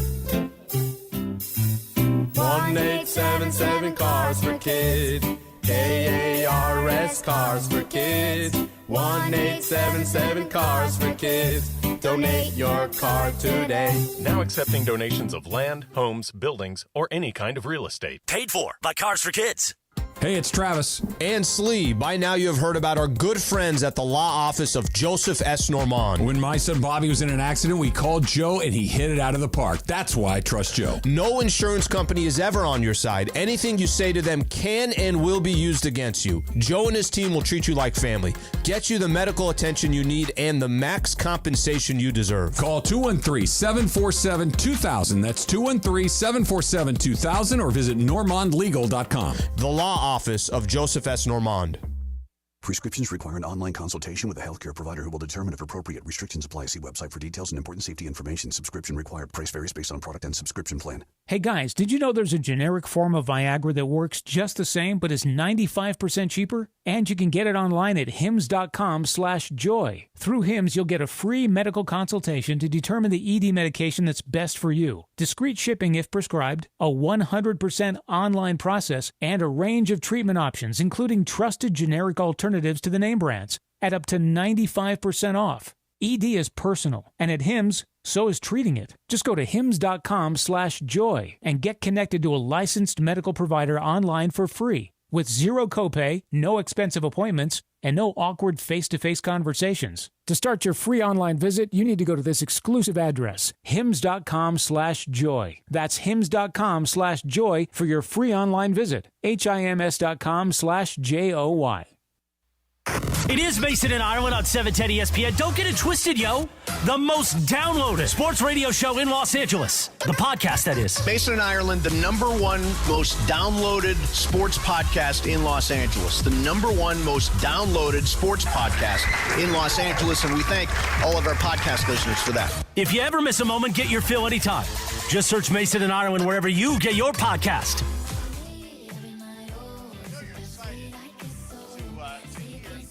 How about you turn your microphone on? Oh. Headsets here. Too many headsets. There we go. So I know. Marco, he's only been doing this 30 I know years. you were anticipating some really good stories that I had teed up, but we're dropping everything because DeMarco Farr is here. Yes. Don't drop we're dropping everything. We'd much rather talk to you. I would rather hear the story. What story were you going to drop? We'll get to him eventually. Yeah, we'll get to him. Okay. All right, so what's jumped out at you about camp? I've Jared seen versus you right on the field, like on top of this the whole time I've been here. What have you noticed? Jared versus smacked Matthew Stafford in the back. Nice That stands out. Nice Yeah, but that's not good, right? Well, he's good gonna for him. He's going to get yelled at by someone. I think he might get yelled at for that. But because yes. in general, if a guy has a red jersey on, you're not That you means as a stop. defensive lineman are not allowed to touch him. Red right? is bad, but he has been absolutely unblockable. I mean, really, he has. I keep telling you guys, I forgot what a first-round defensive end looks like. Yep. That's what they look like. So big, strong, powerful, fast, all right, everything. Compare him size-wise to when you came out. Are you guys roughly the same size? Or Jared Verse? Yeah. No, he's much taller. That's what I thought. And So- smaller and a little bit lighter than me. Right. Yeah. So it's not like you don't necessarily have to be 350 pounds. Like I work in the same small market as Jerry Ball. Remember Jerry Yes. Ball? I was compared to him a lot. Beaumont, Texas. Yeah. You know, Yes. your family's I'm from Beaumont. Yes. So we might be related. Yeah, we'll find out. I'm sure one of these days.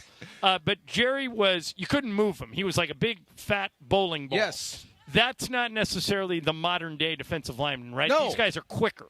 Who was I talking to? Do you guys remember Chris Dolman? Sure. Yeah. He's more of Vikings. the Chris Dolman type. Yeah. That long, lean, athletic guy that can get up the field. Plus, he can also drop. So he's an outside linebacker, technically, in this defense.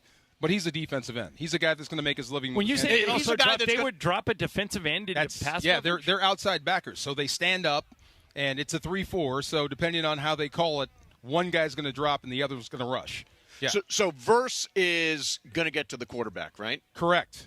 Kobe Turner is going to get to the quarterback. Hopefully, yes. Okay, so he benefited from Aaron. Okay. Aaron saw a lot of attention, so Kobe Turner had a lot of single blocks. Yep. He was in advantageous positions, and he won 9 sacks. Right. Now, everybody's going to key on you.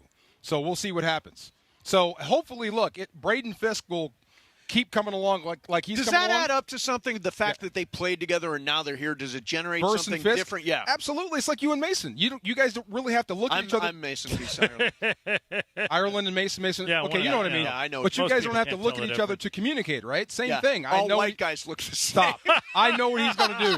See? You know what's going to come next, How right? did you read that? Just like people think you're Kirk Morrison. So, What was it yesterday? There was another one. Somebody thought I was DeAndre. Like they called me DeAndre. Like, come on, man. We're that bad You're now? messing it up. It was AK. AK called DeAndre me. I'm like, come on, man. dude, really? That's all we AK. need. But yeah, it's like you don't have to communicate. You know what he's going to do. When you see certain sets, I know how he plays it. This is how I play it.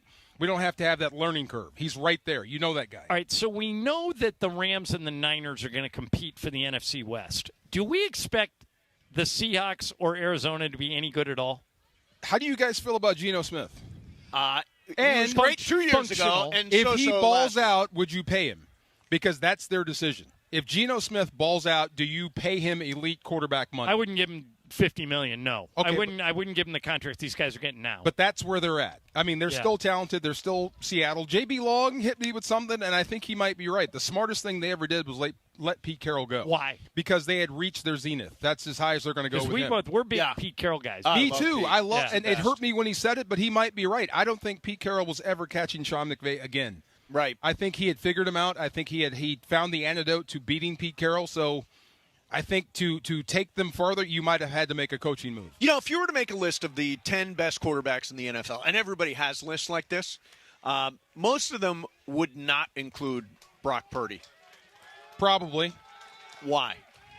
Well, what is he? I mean, he's got a great team. He's got the best left tackle in the game. He's got Kittle. Had the best he's got QBR Debo. in the league last year. There's a lot of people you talk about. You talk about McCaffrey before you talk about him. True. There's a lot of things you talk about before you get to Brock Purdy. I think there was one quarterback that had a better QBR than Purdy. Was there? Yeah, and you'd be shocked at who it is. Who? You want to take a guess? Jared Goff. Nope. Who? Tua. He also led the NFL in touchdown passes. Dak Prescott. Dak Prescott. Yeah. Dak puts up numbers. But Brock Purdy is coming along. He's better than what people say when you watch him up close. He's mobile. He can make all the throws. Kyle Shanahan offense, what he really needs, because Kyle's like McVay. He's got so many moving parts and so many different things going on. You just can't turn the ball over and do stupid stuff. You just can't be and a Purdy maverick. doesn't do that. No. He's good about protect. That's why Stafford's so good. He's good at protecting the ball. And if it breaks down, he's mobile. He can move. The play's not dead. That's what I like about it. So I want to ask you about duo. Yes. Duo is a really big word at camp. And Double team. And I totally forget why. Why is it such a big deal? Double team. It's stuck in my head. Why? What does it even mean? I don't. He's Double the one team. that introduced Duo. it to me. Two. Okay. So with a zone scheme like they used to run with Todd Gurley, you have smaller guards. Yep. And on the snap of the football, they take off right or left. They're not even trying to block you. They just run. Yeah. Okay. So you have to keep up with that. They are stretching the defense. That's what a stretch play is. Duo means I'm coming right downhill. Right. I'm getting shoulder to shoulder. Me and Steve Avila are getting shoulder to shoulder, and we're moving John Ireland. And that's duo. Not hard to do. And this is has been the philosophy of the Niners, right? And Physical. the Rams are now kind of moving Philadelphia, to that type of line. Detroit is comes a good off example. the rock. Yes, Yeah. San Francisco comes off the ball. They move people. Is that a trend that's going to be throughout the league? It's smarter if you have a quarterback like Matthew Stafford. You want to create play action. Imagine if Kyron Williams and Blake Corum both have great years. Right. And the first thing you worry about is that running game, and you forget about number 9. He'll kill you. He'll absolutely kill you. If you have to commit that safety or that backside defensive end to the run game, which means there's less rush or less coverage, 9 will absolutely fillet you. That's what they're trying to create. That's what McVay wants to create with him, with a running game. All right, so where does a defense begin after losing a guy like Aaron Donald, where you know the other team was double, triple teaming him on every play? How does that affect the rest of the team now that he's gone? Well, I hope that Jared Verse, and this is the crazy thing, Jared Verse is bringing out the personality of Byron Young. Byron Young is a great young pass rusher. Another guy who had a great year, but he's still learning the game. He's learning the pass rush. Yep. But he's bringing out the personality of this guy. So he's taking it one step beyond. So where do you go? You go to the edges. You will never replace Aaron Donald. They're just none. Irreplaceable. You can't do it. But you bring pressure off the edge. You bring a Jared Verse. Byron Young takes a step forward. Braden Fisk can be that guy in the middle that just takes up blocks. That's how you bring it. Plus, Chris Shula is a lot more aggressive than Raheem Morris. Oh, he is. Oh, he will bring the house. That's his mentality. He wants to put max pressure on the quarterback. So whenever I'm out here at Rams training camp, the 3 words that come to mind: hit the sled. Now, when are they going to let me hit the sled, DeMarco? Which one do you want to hit? You name it. You give me a sled, you I'll want to hit the it. 3? I think you should hit the single. I think you should do the bags first. See that bag? The bags? Bump up. What's that drill that they did? I don't even know if they still do it, where you just have one player go against another player head-to-head. One-on-one. Okay, yeah. I think you against Oh, Mason. my God. What do you think? No, I'm not going Which one's on with offense? DeMarco Farr. Am I blocking him or is he blocking me? No, he can't block you. I'm running away. It doesn't matter either way. You're not getting through him. He's not getting Well, through if he's you. rushing me, he's got a better shot because he can run away. But if he's trying to block me, But he has 9 screws and a plate in his foot. But I still can be fast if I'm chased by DeMarco Farr. yes, but I'm not chasing you. You're trying to get around me. Oh, which God. What's means the you- one yeah. where you're laying down and you have to just jump up and then go after? Oh, roll on your back and get up and go? Yeah. Yeah, that's spring drills. They don't do that out here. They don't do that? No, that's Can you guys do that? We could. Lay on our backs and do You what? might need another host. Well, I'm working. I'm training a lot now. I'm working towards 40 push-ups at the golf tournament. Could you do one right now? Can you lay on your back and roll over? Let me see how lay fast. on my back and roll over. I don't even understand what you want me to That's do. the spring drill. That's the drill. The spring drill. Lay on my back. Yes. Let me. Can I see Yeah. that? Can you? Can you show me? Just you do it. Just lay on your back. What the hell am I doing? Just lay on your back. When I say hit, get to your feet as fast as possible.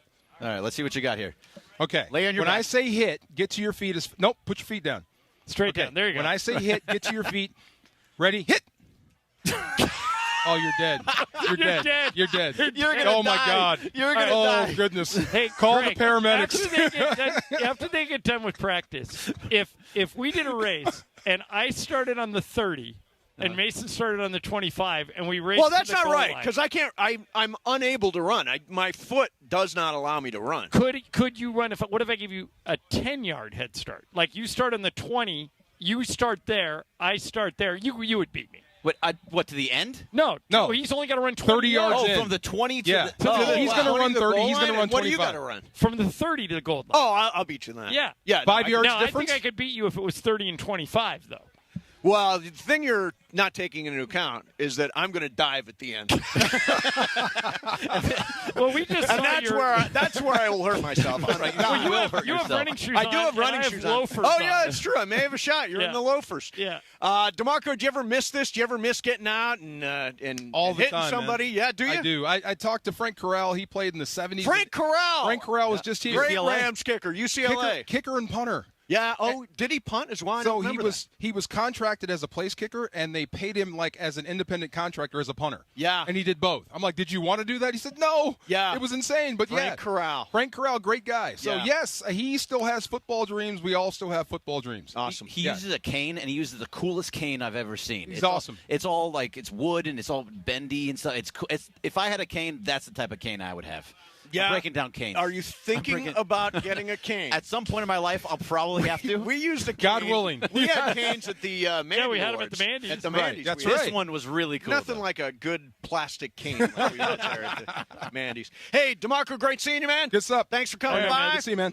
We'll see you again, I'm sure, soon. It's summer. Everybody's in and out and filling in and all that stuff. Coming up next, we're going to do some What's Up Fool. Brian's got stuff and Bergman's got stuff. We're live from Rams Camp, 710 ESPN. Oh, Beverly Hills, Bergman says, and that means it's time to talk about Beverly Hills Orthodontics and the spectacular Monica Madden, my favorite dentist. Monica is the best. If you, all of a sudden, if you need dental work, you got to go to Beverly Hills Ortho. Monica and her team are experts in the all-new InBrace technology, braces behind your teeth. And you can check all this out at BeverlyHillsOrtho.com. Get rid of those bulky metal braces. Say hello to discreet, comfortable aligners that Monica specializes in. You can come or call or text Beverly Hills Orthodontics today. And here's the best thing. Monica Madden is personable, she's nice, she's attractive, and she knows that your smile makes a huge difference. So here's how you get a hold of her. I mentioned the website, BeverlyHillsOrtho.com. Or you can call them, 310-785-0770. 310-785-0770. Remember, whatever happens, you're always smiling at Beverly Hills Ortho. One more time, the number, 310-785-0770 or BeverlyHillsOrtho.com for more info. Coming up today at 4 p.m. It's the LA Afternoon Takeover with Sedano and Cap. But I That's thought funny. that nowadays, like if somebody, drops a joint, they're dropping an album. So Joint could be a lot of things. Exactly. Yeah. Just depends on the context that you're using such word. Yes. Okay, so from Kinda now like on, Smurf. I can replace everything with joint. Nah, not everything, but certain things. Try. Go ahead. Let me see. Yeah, So, yeah, like here, for example, like my girlfriend's gonna come over to the house here as soon as we're off the air. I'm gonna be like, "Yo, girl, where are we gonna have dinner at that joint?" That works. That works. You wanna go to that joint? Yeah. I got Well, wait this a one second. joint that we can go to. Yeah. Yeah, but wait a That's second. but better. That's old That is school, though. better. We always used to call a place a joint. I What don't think- DeAndre just said was better. All right. Try again, Cap. After the show, I'm going to drop a picture on my joint of this show. Nice. Hey, It that worked. works. It was a little awkward, but it worked. Yeah. It worked. The delivery took a little bit too long, but it was Yeah, good. it worked. Sedano and Cap every weekday after Mason and Ireland. On 710 ESPN. The winger advances down the flank, leaving the defenders behind. The forward rises in the air, surpassing the marking. The ball seeks Jimenez. Jimenez connects and goal! What a way to smoke the net! The stadium roars with fire. They marinated the play with the perfect ingredients. They control the ball just like the masters of carne asada, with total control of the grill temperature and waiting for the perfect moment to throw all the meat on the grill. This team's got flavor. When you're a master of carne asada, it stands out. We, the carniceros of Northgate Gonzalez Market, are the true masters of carne asada because we have years of experience perfecting the art of cutting, tenderizing, and marinating our meat. From juicy arrachera to tasty cecina and delicious chorizo, we have everything you need so you can enjoy a shopping experience of the highest quality. Come to Northgate Gonzalez Market and let the masters of carne asada take care of you. Northgate Gonzalez Market. Every visit has a story. Raid wants to know, what would you do if you could confidently face every day knowing you and your loved ones are protected? Would you sing along to your favorite song at the top of your lungs? Turn off the GPS and let your heart do the guiding. Go to the drive-thru and order one of everything. Feel the buzz of confidence of knowing you are protected with 65 years of insect science in your hands. Raid. Protection for everyone. You go into your shower feeling, but as soon as you reach for the Irish Spring, your day immediately gets better. That crisp, fresh, unmistakable Irish Spring scent zings your brain and awakens your senses. So when you finally emerge from the shower, 37 minutes later, because you pay the water bill so you can stay in there as long as you want, you're ready to take on the day. And smell great doing it. Irish Spring Body Wash and Bar Soap. Fresh, green, Irish. Shop now at Walmart. When you switch and save with Progressive, you could use that money towards golf lessons to become a scratch golfer. Progressive cannot guarantee that you will ever become a scratch golfer. Scratch golfers are really, really good. Drivers who switch and save with Progressive could save hundreds on average, and sure, you could put that money towards lessons, but if you can't hit the broadside of a barn and think you're going to become a scratch golfer, you're delusional. Sorry, just telling it like it is. Savings? Maybe. Scratch golfer? Don't hold your breath. Switch and see if you could save at Progressive.com. Progressive Casualty Insurance and Affiliates. Not available in all states. It's universally accepted that golf is hard. Progressive cannot guarantee improved performance on the course. Here's Brooke Burke for Skechers' new Workout Walker footwear. Do you know the world's #1 most popular form of exercise? It's walking. And one company has you covered. Skechers, the comfort technology company. With their newest performance walking sneaker, Skechers Workout Walker. Because the Skechers Workout Walker is fully loaded to get the most out of your walk, including a carbon-infused plate in the sole to add more spring to your step. Find Skechers Workout Walker for men and women at a Skechers store, Skechers.com, or wherever stylish footwear is sold. Listen to Mason and Ireland more at 1 p.m. And yes, it's around 2:45 in the Southland. You know what we do each weekday at 2:45. What's Up, Fool? And we've been very excited that What's Up, Fool is made possible by our friends at Dos Hombres. In fact, we've got a special guest voice. Take it away, guest voice. What's Up, Fool is brought to you by Dos Hombres Mezcal. It's fate. It's friendship. It's Mezcal. Dos Hombres. Look at that. How do I follow that? I don't. So I simply say, take it away, Corporate Greg. Thanks, Morales. I think this is what you were talking about in the last segment, yes. Nathan. This is Matt Damon was on with the Rich Eisen show. Yes. And was talking about possibly doing a sequel to a beloved movie that we all really, really enjoy. He said on the show, the one we've been talking about for years, and we're trying to, and I just saw Edward Norton a few weeks ago, like all of us want to do it as a second Rounders movie. Yeah. So much has happened in the poker world in the last 25 years. Great idea. It would be fun to catch up with those guys. Okay, Ireland, it's a great idea. Pretty much for me, Rounders was almost a perfect movie. I don't really want to screw it up. It was a great, I'll tell you, it finishes with one of the great scenes. I love pay that man his money.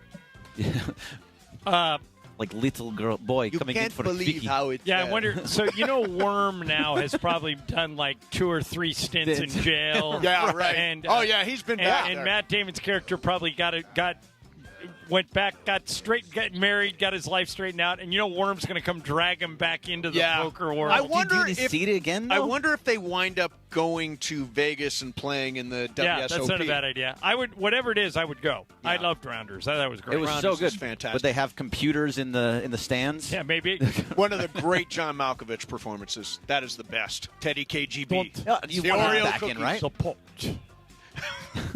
Don't splash the pot. I'll splash the pot whenever I want. What's up, fool? All right, guys, watching a little Olympics right now. They got the 3-on-3 men's 3-on-3 basketball. They currently have a lead, 1-point lead. But I was looking up some Olympic stuff today. They're 0-2 though, right? 0-2, struggling. And the 3-on-3 U.S. together, the women are also 0-2 as well. So they are combined 0-4, still looking for their first win. I can't really comprehend why that the 3-on-3 men and the women actually have a couple of WNBA players. are doing so poorly when That's a good question. Both the men and women's basketball teams dominate. And I kind of looked up some caveats. So no active NBA player could be on the 3-on-3 team. Why? It's something to do with they have to be ranked in a 3-on-3 actual league. So they have to have played 3-on-3. Right, Brian, right. what's weird about that is Cameron Brink was supposed to be on the women's team, and she's an active WNBA player. Right, so that was because I think didn't apply Derek to women? Hamby's on the women team. Yeah, the women team have a little separate rules. Dearica Hamby replaced Cameron Brink when she got hurt.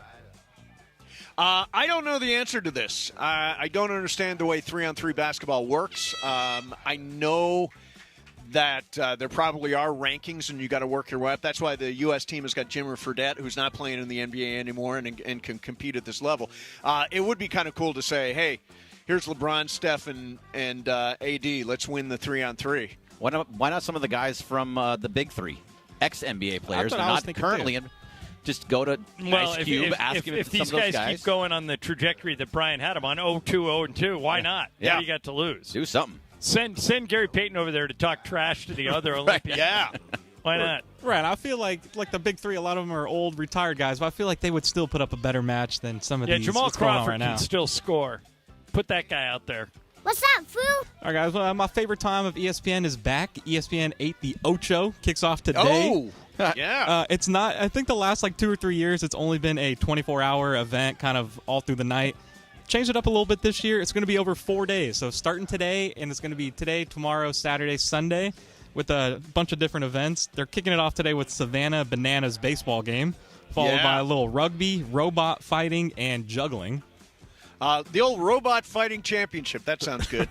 Well, wasn't ESPN8 the Ocho born out of the Dodgeball movie? Oh, yeah. Correct, yes. Why? That's why they're showing Dodgeball tonight Right, on that's what I was ESPN going to say. too. I would make sure Dodgeball was front and center Yeah, when they go to you got to learn ESPN8 lesson the number Ocho. 1. If you can dodge a wrench, you can dodge a ball. Exactly. And it is Patches actually O'Houlihan. it's labeled Dodgeball, a true underdog story is the event, too. Yes. So it's straight from the movie.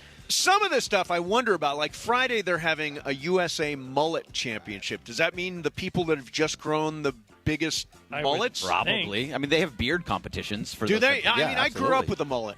There's nothing wrong with a mullet. Yeah, there's something. It should come back. There is something wrong with it. Oh, I Yeah, think you nobody should wants bring that. it back. Business in the front, party in the back. Yeah. Let's go. Let's you roll. should bring Mullet. back the mullet. I'm with Ireland. Start it now. You're growing a beard, grow a mullet. Just let it all happen. Yeah, got to do the combo. Beard, Come on. mullet. What a mess. Just go full homeless. Yeah, Kirk Sandoval was here. He said that beard looks good. I'm like, really? It's just laziness. I just haven't gotten around to shaving. I'd want to see Savannah Bananas. They're fun. Savannah Bananas. I watched a Savannah Bananas Did you? game. Yeah, I mean, I want to go to one. they're doing flips. They're twirling torches. I mean, They all have, like, kinds of stuff. Bats on fire. Yeah. No, that'd be awesome. It's fun. What's up, fool? All right, guys, I got one more here for you. Another Olympic story. So we've seen a lot of the athletes go to different events. Ant Edwards going to the table tennis event. All the athletes going to the swimming. Scotty Right. Scheffler went to the women's team gymnastics and said in person it was the coolest event he has ever been to as a fan. So I know you guys have worked, Olympics, NBA final games, all that. What is the best event you've been to as a fan, though? All right. I got to go to a full day of track and field that included the 100-meter dash, and it was about as cool of a thing as I have ever seen. What year? 84. 84. Who won? I'm trying to remember. It was the Olympics. Ben Johnson was in it but didn't win it. Okay. So I'm trying. I'll look it up. I'm trying to remember who won, but it was the other thing that happened was that's when Mary Decker and Zola Budd ran into each other. Oh, that's right. I was at that. You were in there? And there was also a woman. Was that at the Coliseum? That was at the Coliseum, Yeah, there was a wasn't it? woman that was running the women's marathon, and she almost died on the track, and Wow. nobody knew what to do. It was like this super fun day. I want to say a guy from England might have won. No, it was Carl Lewis. Oh, was it Lewis won the 100? Yeah, he won Carl Lewis. He won almost everything. Yeah, he won a lot. So But I mine think is Ben Johnson may get the bronze. Ben Johnson did get the bronze. Yeah, but he was probably cheating. Probably.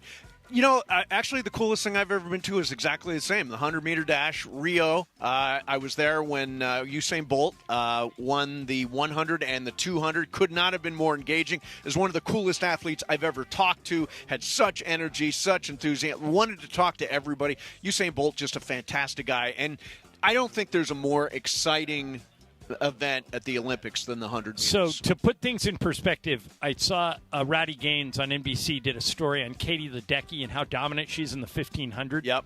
She has the top 20 times in that event.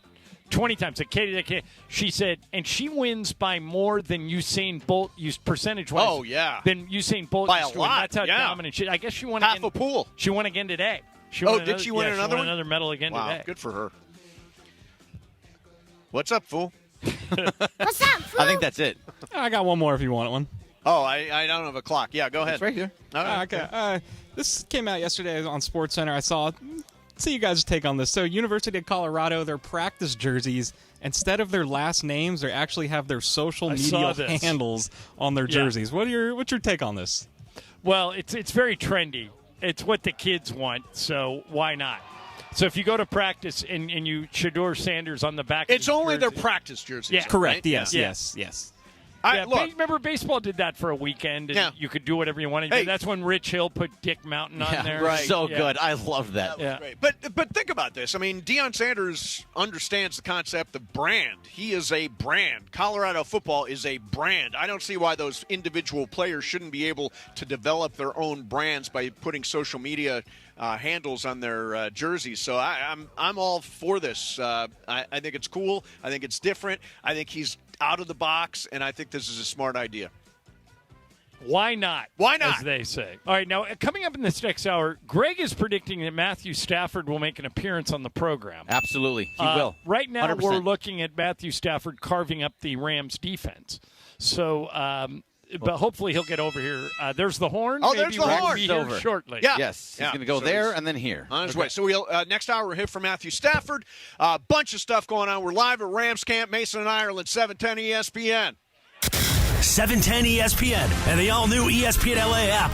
This fall, the new home of the USC Trojans. The new home of the USC Trojans. The Trojans are back. The USC Trojans play on LA's mega sports station. That's right. USC football, USC men's basketball, and USC women's basketball are on 710 ESPN coming this fall. 710 ESPN, the new home of the USC Trojans.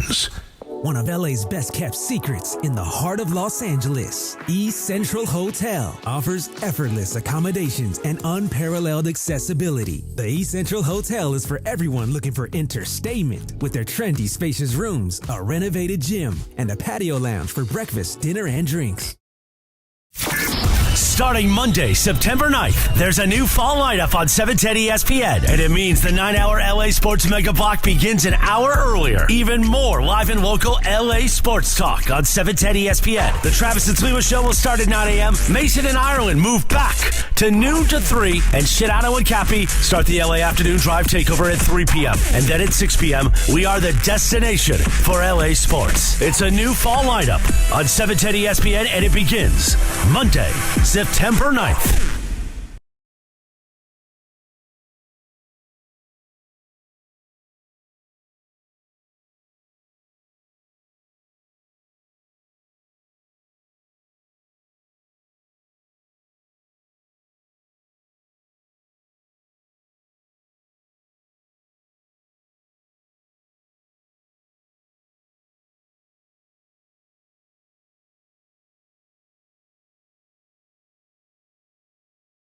Saturday night home game, and stay to enjoy a post-game Saturday night fireworks show driven by SoCal Honda dealers. Visit angels.com/promotions for more details.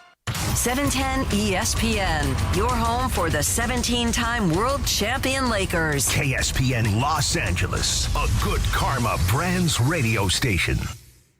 It is Mason and Ireland on 710 ESPN. Don't get it twisted, yo.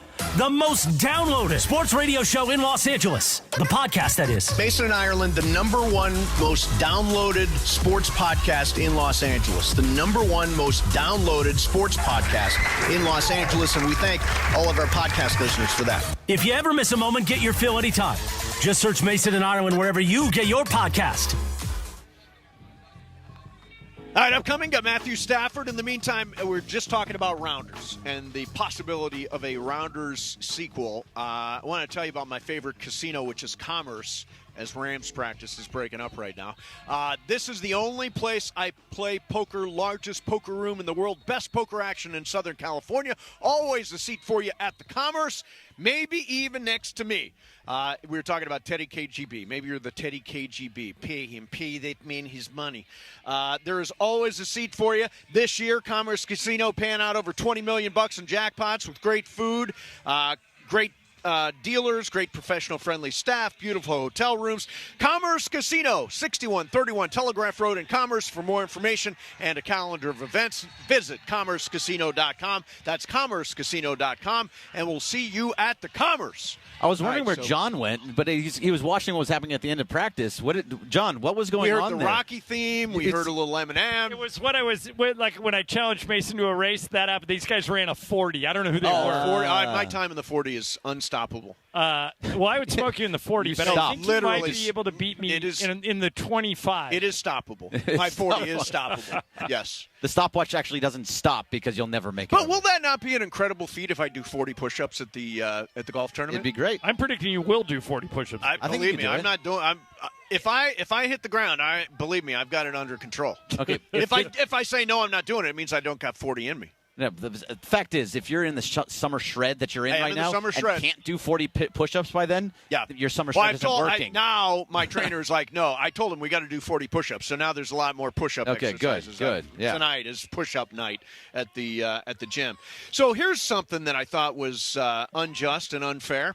We were talking about the fact that U.S. athletes, when they win a medal, get a cash prize. So for a gold medal, you get $37,500. Which is not enough money, by the way.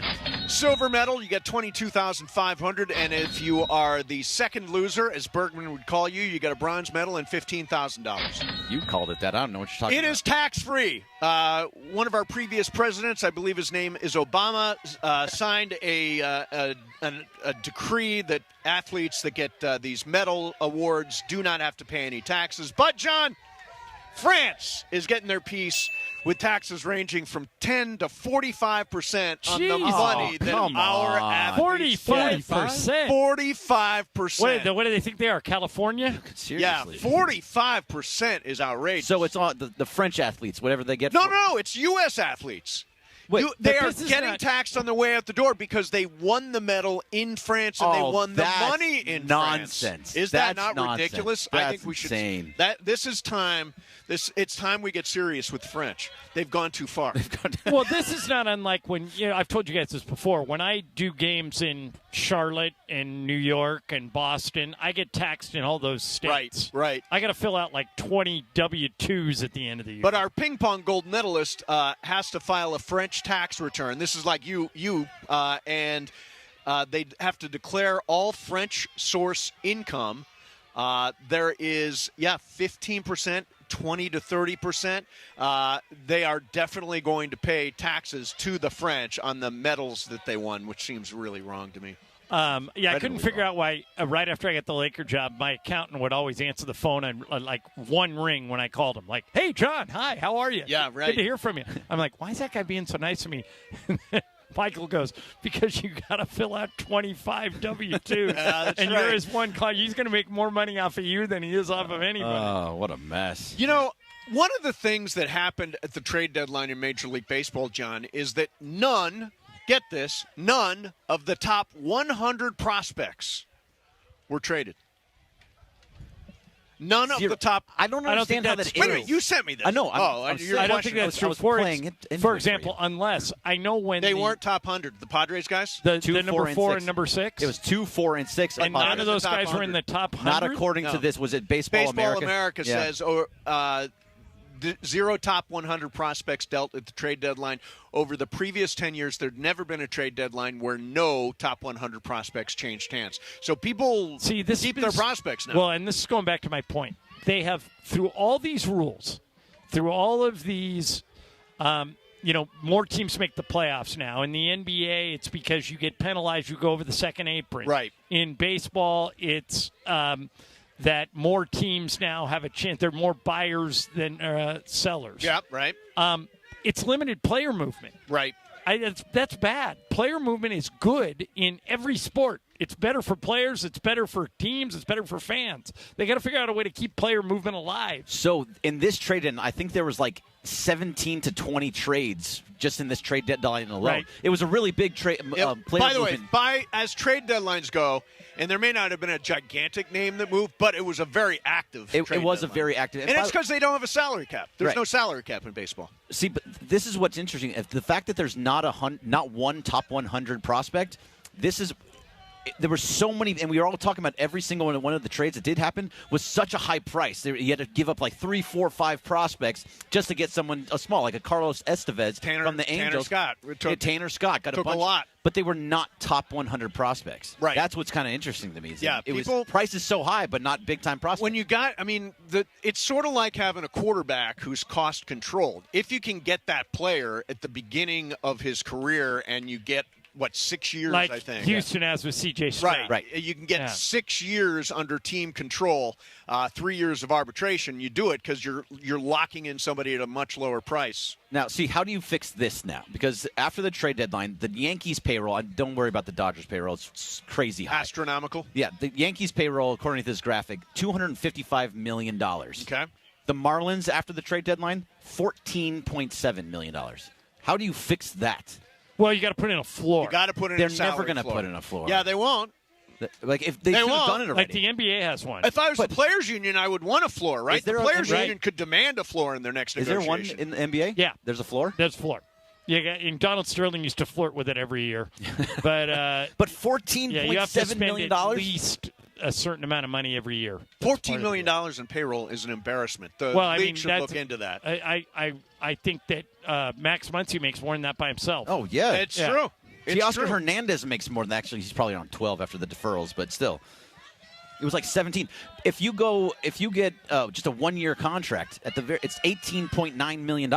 Yeah. They're below that. Right. That's embarrassing. That's embarrassing. So we are expecting Matthew Stafford at some point today. Well, he's out doing some late drills, and I think he's going to go talk to JB and DeMarco first. Excellent. Yes. He's coming over here. So we got that coming up for you. In the meantime, I wanted to mention, Bergman, you're in some power position as a lot of Ram players are now signing autographs for fans. Am I? Yeah, you're in charge of some things. Some stuff. And one of the things, we've not done a photo shoot in a long time. Okay. Now, when are we going to do update? Like Ireland, you probably want to update your photos, no, I right? don't. I weigh 20 pounds less than the last time I got pictures taken. So that is, we talked to Tommy Lamb. And Carlos Saisu. Yeah. And when we talked to them, they would retake your pictures tomorrow if you asked them to. Just actually talk to Jorge Briones. He'll take your picture. Okay. Yeah, they'll do it. Yeah, I'll fine. No one else really cares. Yeah, you're the only one who cares about that. Well, it's, you know what it is? It's like I'm going to have a media credential, and they're asking me what picture I want used on the media credential. You have to live with that all year long. You should do. You should send in a picture of someone that's way better looking than you. You think so? Yeah. Put like Ryan Reynolds in there. Yeah, right. Oh, Ryan is a great idea. Or I could do, what about this one? I think I could do this one, and it would fly. Yeah, exactly. That one would be good. Like a cartoon one. Yeah, cartoon me. You know the centerpieces at the Mandy's, how they had all of our pictures on it? So there's a big one when you first walk in the door. Yes, when you get there. And the first thing that Mason said was, what a terrible picture of me. Yeah, total fat face. Yeah, most people, I was suffering most from fat people don't face. care about pictures, but you do. No, right. If you all of a sudden went from a heavyweight to a lightweight, you would want your pictures changed. Yeah, well, just they'll retake them for you. Yeah. Matthew Stafford is walking around now. I think he's got a couple of media things he's got to do first. Yeah, he does. All right, we'll take a break. We've got him coming up. We know that's going to happen in the next couple of minutes. In the meantime, there is a very weird wide receiver in Buffalo who's got all kinds of weird stuff circling around. Weird. He used to play for the habits. Raiders. Oh, yeah. So we got that coming up next for you. Mason and Matthew Stafford. Mason and Ireland, 710 ESPN.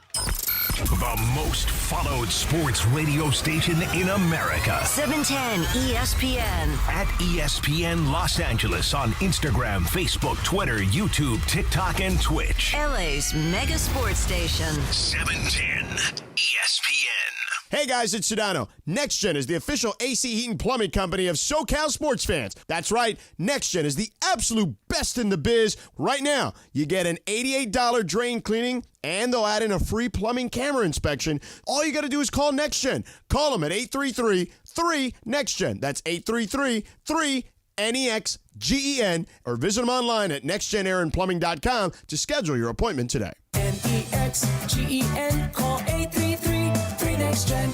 Hon, I was doing our bills today and noticed something quite alarming. We're paying a ton of interest on our credit cards. We owe $20,000 on one with a rate of 24 and $15,000 on another with a rate of 29. The rate calculation is buried in the fine print. Bob and Liz at the office told me they had the same issue, so they called the loan exchange. Bob refinanced and paid off $50,000 in credit cards, and Liz got a home equity line and paid off $30,000. That makes sense. I'll call the loan exchange and get rid of these ridiculous credit card rates. 17 days later. Hon, we closed with the loan exchange today, and I found out the interest in our refi is tax deductible. I can't believe we didn't do this sooner. Every day we were lighting money on fire by paying those crazy credit card rates. Call the Loan Exchange at 855-752-9944 or go to theloanexchange.com. NMLS 1637539. Loan subject to credit approval. See website for licensing information, loan terms and conditions. Equal housing lender. That's 855-752-9944 or theloanexchange.com. Hey, it's Travis. And Slee. By now you have heard about our good friends at the law office of Joseph S. Normand. When my son Bobby was in an accident, we called Joe and he hit it out of the park. That's why I trust Joe. No insurance company is ever on your side. Anything you say to them can and will be used against you. Joe and his team will treat you like family, get you the medical attention you need, and the max compensation you deserve. Call 213-747-2000. That's 213-747-2000 or visit normandlegal.com. The law office of Joseph S. Normand. Texting enrolls you in recurring automated marketing text messages. Consent not required to purchase. Message and data rates may apply.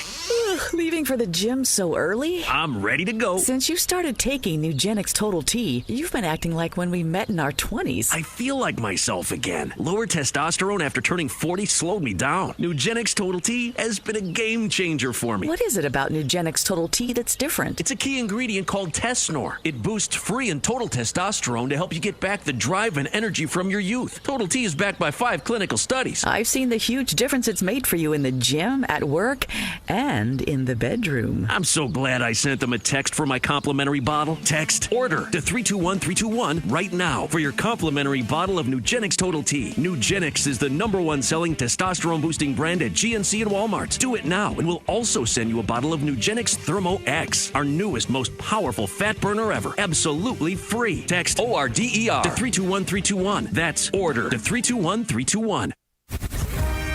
Team USA is going for the gold in Paris. USA! It's time for a Summer Games medal count update. Thanks to our friends at Islands Restaurants. Islands winning the gold medal for the coldest beer in town. And they're off. With your latest medal count, here is Corporate Greg Bergman. Thank you very much, Morales. And after Simone Biles' very, very impressive win in the women's all-around earlier this morning, the United States now has 37 total medals and 9 gold medals, 2 behind the People's Republic of China. So they are right there. They have a lot of chances coming up to actually pass China. So they probably, when all of this is said and done, expect the United States to be ahead in the gold medal count. They currently sit with 9 gold, 15 silver, 13 bronze for 37 total medals, the most out of any country in the world. And that is brought to you by Islands Gold. Go for the gold with the coldest beer in town. All right. Thank you to Islands, and USA is doing well. Doing very well. Doing very well at the Olympics. And you're not calling them second loser and third loser anymore, No, are you? I was not trying to call... I guess it's first loser and second loser. Right, we're not calling the athletes themselves the first loser and second losers. No, absolutely not. Do you get what I'm saying? I understand what you're saying. I'm not saying that, though. You said it all week. Yeah, all week.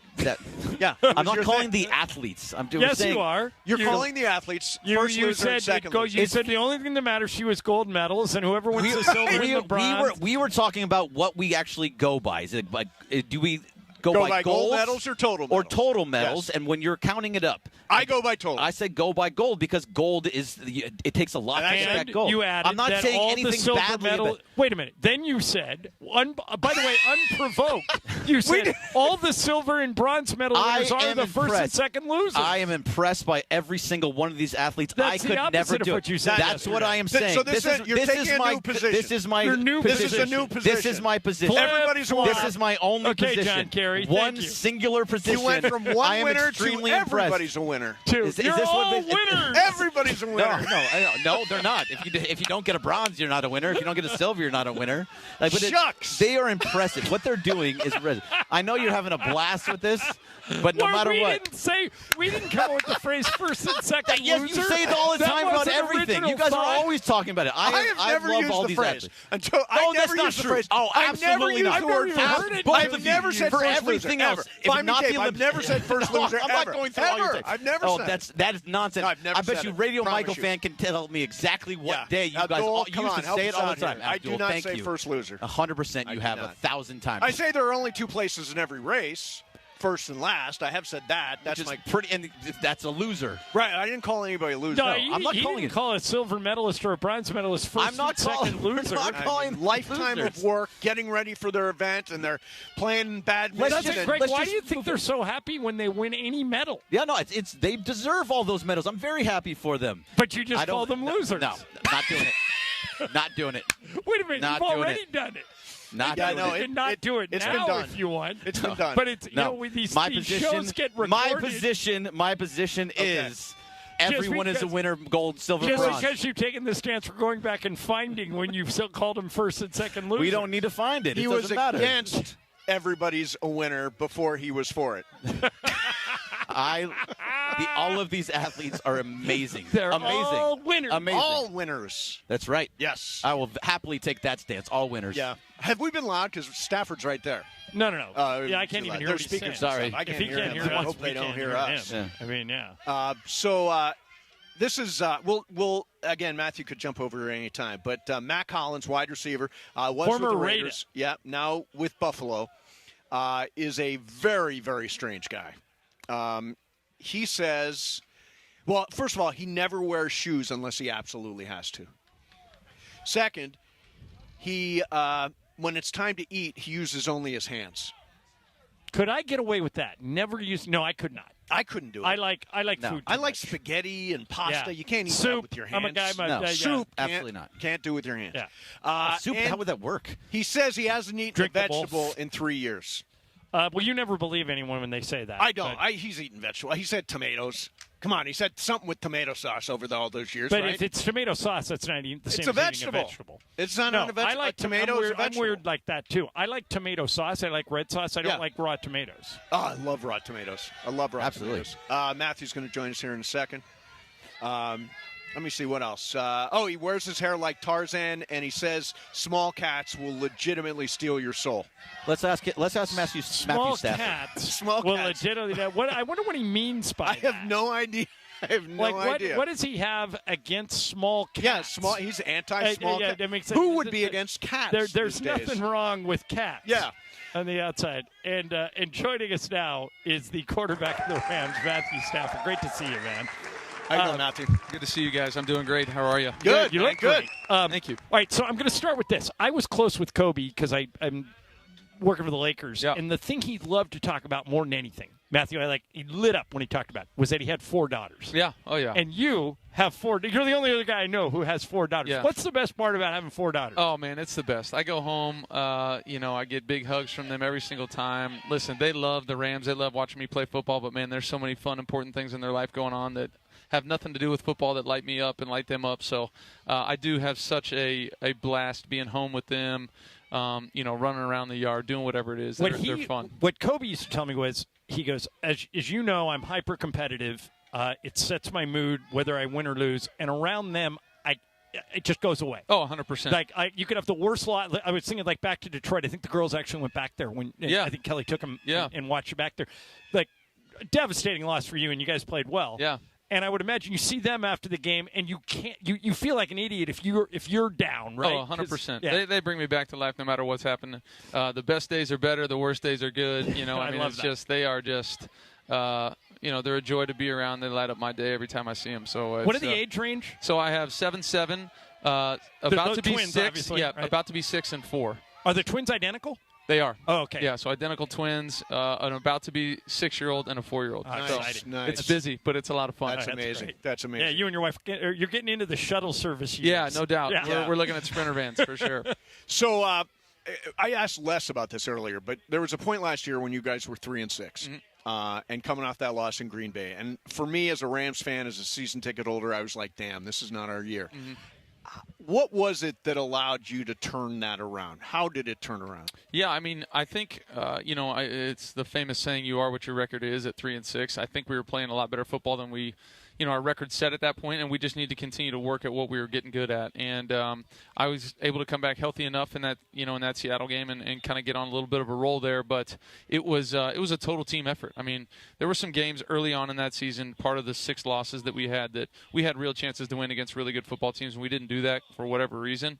And we were able to close those games out the right way in the second half of the season. And shoot, the only one we lost, we had a really good chance to win as well, on the road at Baltimore. So I was really proud of the team, the group of guys. We all just stuck together, and there was a lot of noise out there saying this, that, and the other about what our team was, and we just believed in what we were, which is about hard work, and that served us well.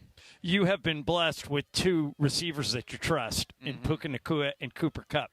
So I'm always wondering if a play goes well, it's going the way you designed, and you see the whole field, and Cooper's open and Puka's open. How do you decide who to throw it to? Well, good thing we have progressions in our sport. So, my eyes are supposed to start somewhere and then they kind of finish another place. And we do a great job, as good a job as any place I've been around, spreading the ball around and saying, hey, your eyes are going to start here on this play. If that guy's open, give it to him. If not, move on. And it's on me as a quarterback and the play caller to kind of just make sure we mix and match and get both those guys involved. Now, when you were in Detroit, you were playing with the Hall of Famer Calvin Johnson, and I've heard you talk about him and how much you loved playing with him. Are those guys? I'm not going to say they're there yet because he's a Hall of Famer. But is the trust level there with you? Do you kind of feel like if they're even with their defender and you put it in the right spot that they're going to make a play? Are they there yet? Yeah, I think so in a different way, right? I think those 2 guys are so unbelievably cerebral that I play with, and they see the game. We're constantly talking about looks and feel and adjustment and where would you go with this, where would you go with that. And Calvin, we had that a little bit too, but at the same time, it didn't really matter if somebody was covering him or not. He was so much bigger than the other guy. So it was the same but in a different way, right? I had that trust of, you know what, he's covered. I can put it in this spot. For those guys, it's like, hey, if we get this look, he knows I'm going to throw it out there and he's going to break to that free space, whatever that is. But, no, I'm really lucky to play with all the guys. I've been able to play with these 2 guys. Really all the guys in our skill groups, here this year have been a blast to work with, and I think are really talented. The offensive line, we were talking to Les about it. He feels like it's the best offensive line that you guys have had in a while. And obviously Jonah Jackson, I know he's dinged up right now, but hopefully he'll be able to play for the starter, play for the opener. What do you think of this offensive line, and how do you feel about it? Yeah, when healthy, man, we're really big and strong and physical, which is a whole lot of fun. I think our running backs are going to have a great time running behind this line. And then obviously the better we run the ball, the better it is to drop back and pass, and throw the ball down the field. So I am really excited about it. We have a couple guys right now that we're taking care of and making sure that they're, healing up and getting back to, full strength, which in turn gives us great depth. We have guys out here practicing, getting 50, 60 snaps in a practice that, at some point in the season may have to come in and play and do a good job for us. And we're building that trust and that communication up front with those guys right now, which has been really good. So Sean McVay was on with us, and he talked about how he considers his relationship with you a partnership, that he wants to know what you're thinking and what you're seeing and stuff like that. How far does that go? Do you feel kind of like, for example, I was watching the Detroit game at the end of the game, and I'm like, don't punt, Sean, don't punt at the end of the game.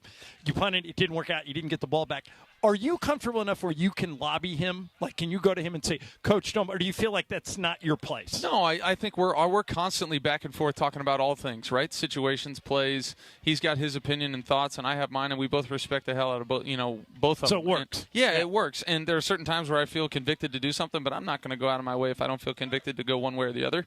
And, trust him, because that's his job, is to, put our team in the best position to win. And he does that at as good a clip as anybody I've ever been around. We played a clip of you on the field talking to your teammates while Sean was in your head. You know that clip? Oh, yeah, that's a good one. So Sean talks. How much does he talk in your head during a game? Listen, that one kind of got cut out of context. I feel bad for him. But that's a TV timeout in a 4-minute situation. Right. We got the lead. He's trying to just coach us all up. And then one of the guys in the huddle goes, "Is that Sean still talking?" I go, "Yeah, that's Sean still talking." And then we hear the rest, right? But, the TV timeouts is really, when you get the full explanation and what he's thinking and this, that, and the other. Do you like this? Play 1, play 2, play 3, whatever.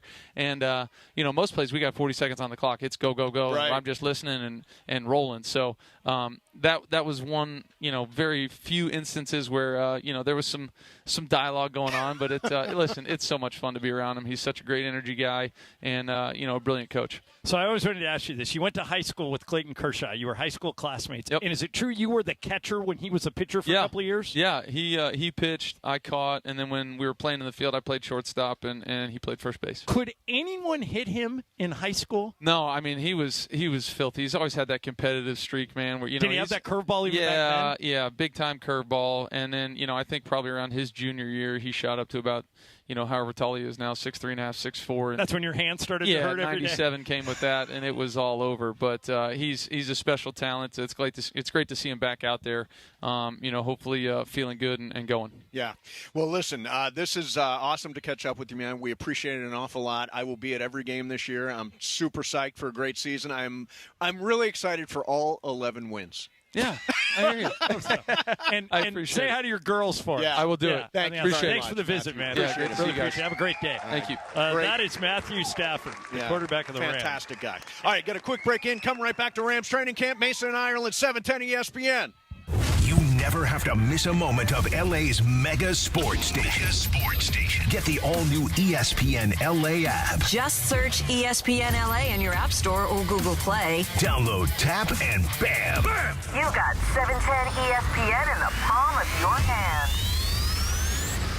Hey guys, it's Cappy here, and let me talk to you about this issue of dealing with your homeowner's insurance. So your home floods, right? You have a big giant flood at your house, and you realize that the insurance adjuster is trying to pay you so little that you won't be able to repair the damage. That is when you call Avner Gatt. Avner Gatt is a public insurance adjuster who is on your side. Look, you can try and negotiate with the insurance company yourself. I've tried. You're going to find out very quickly it is not that simple. Avner Gatt and his team negotiate on your behalf to make sure you're getting the best possible outcome, not the insurance company. He and his team have been dealing with insurance companies for so many years. It's all they do. They've got the experience. They've got the industry know-how that you need on your side. Now, some of these folks used to work for insurance companies before they joined Avner's team, and Avner Gatt himself has 20 years of experience in this industry.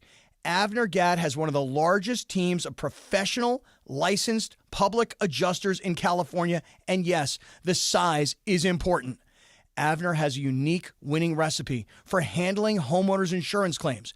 No one, and I mean no one, messes around with Avner Gatt and his team. Call Avner Gatt, 818-917-5256, 818-917-5256, or visit AvnerGatt.com. That's AVNERGAT, AvnerGatt.com. You call Avner Gatt, 818-917-5256. Avner takes the call himself. Hello! Ladies and gentlemen, the Beach Boys!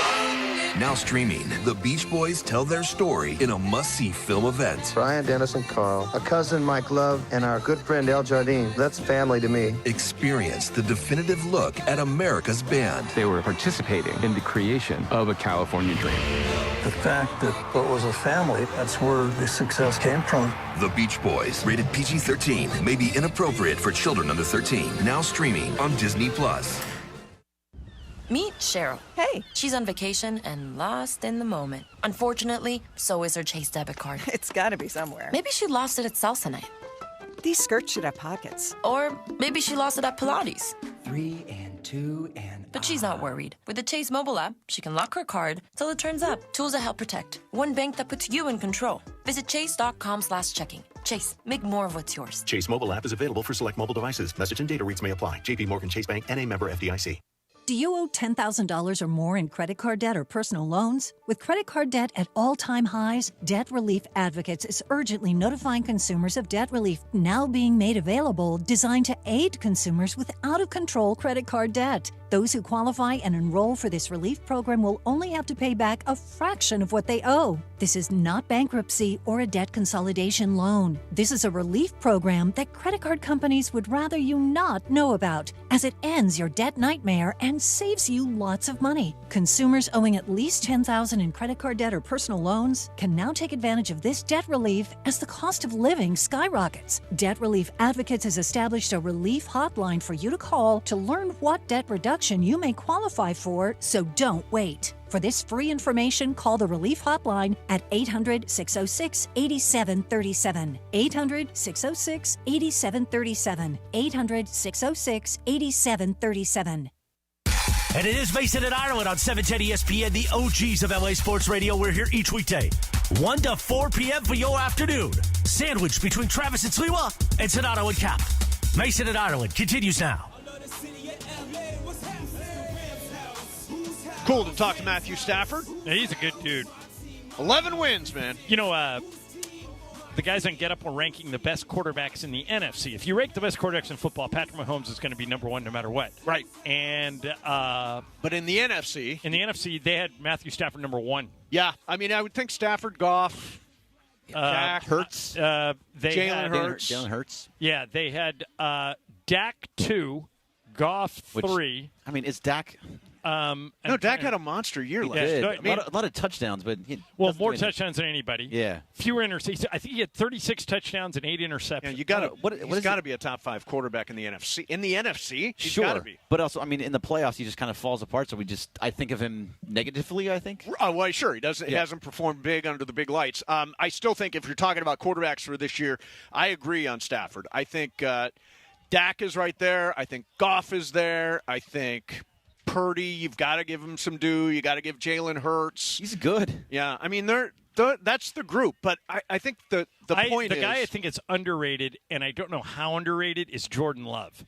Jordan Love in his last 4 games through 20 touchdown, or last 5 games, I think, through 20 touchdowns and 1 interception. Yeah, see, I need to see that over a longer stretch of time, but he could be great. Yeah, I think he just got paid. He just got 4 years, $220 million. Yeah, everybody's getting paid except Brandon Ayuk. By the way, Mike Andre. He's on the field, though. Bergman Ayuk should playing be a defensive back with all the backpedaling he's doing. He absolutely called silver and bronze medal winners losers yesterday. Okay, I do not recall or will ever recall again. Pull the tape! You're like a politician. This is my stance. They are all amazing, and it's incredibly difficult to do anything that they are doing, and I cannot do those things. So more power to them. They are amazing athletes, every single one of them. That is my stance. Trying to save that Islands gig. Excellent. I'm not saying yes or no. Yes. Radio Michael fan says, yes, Mason has called second place as first place losers.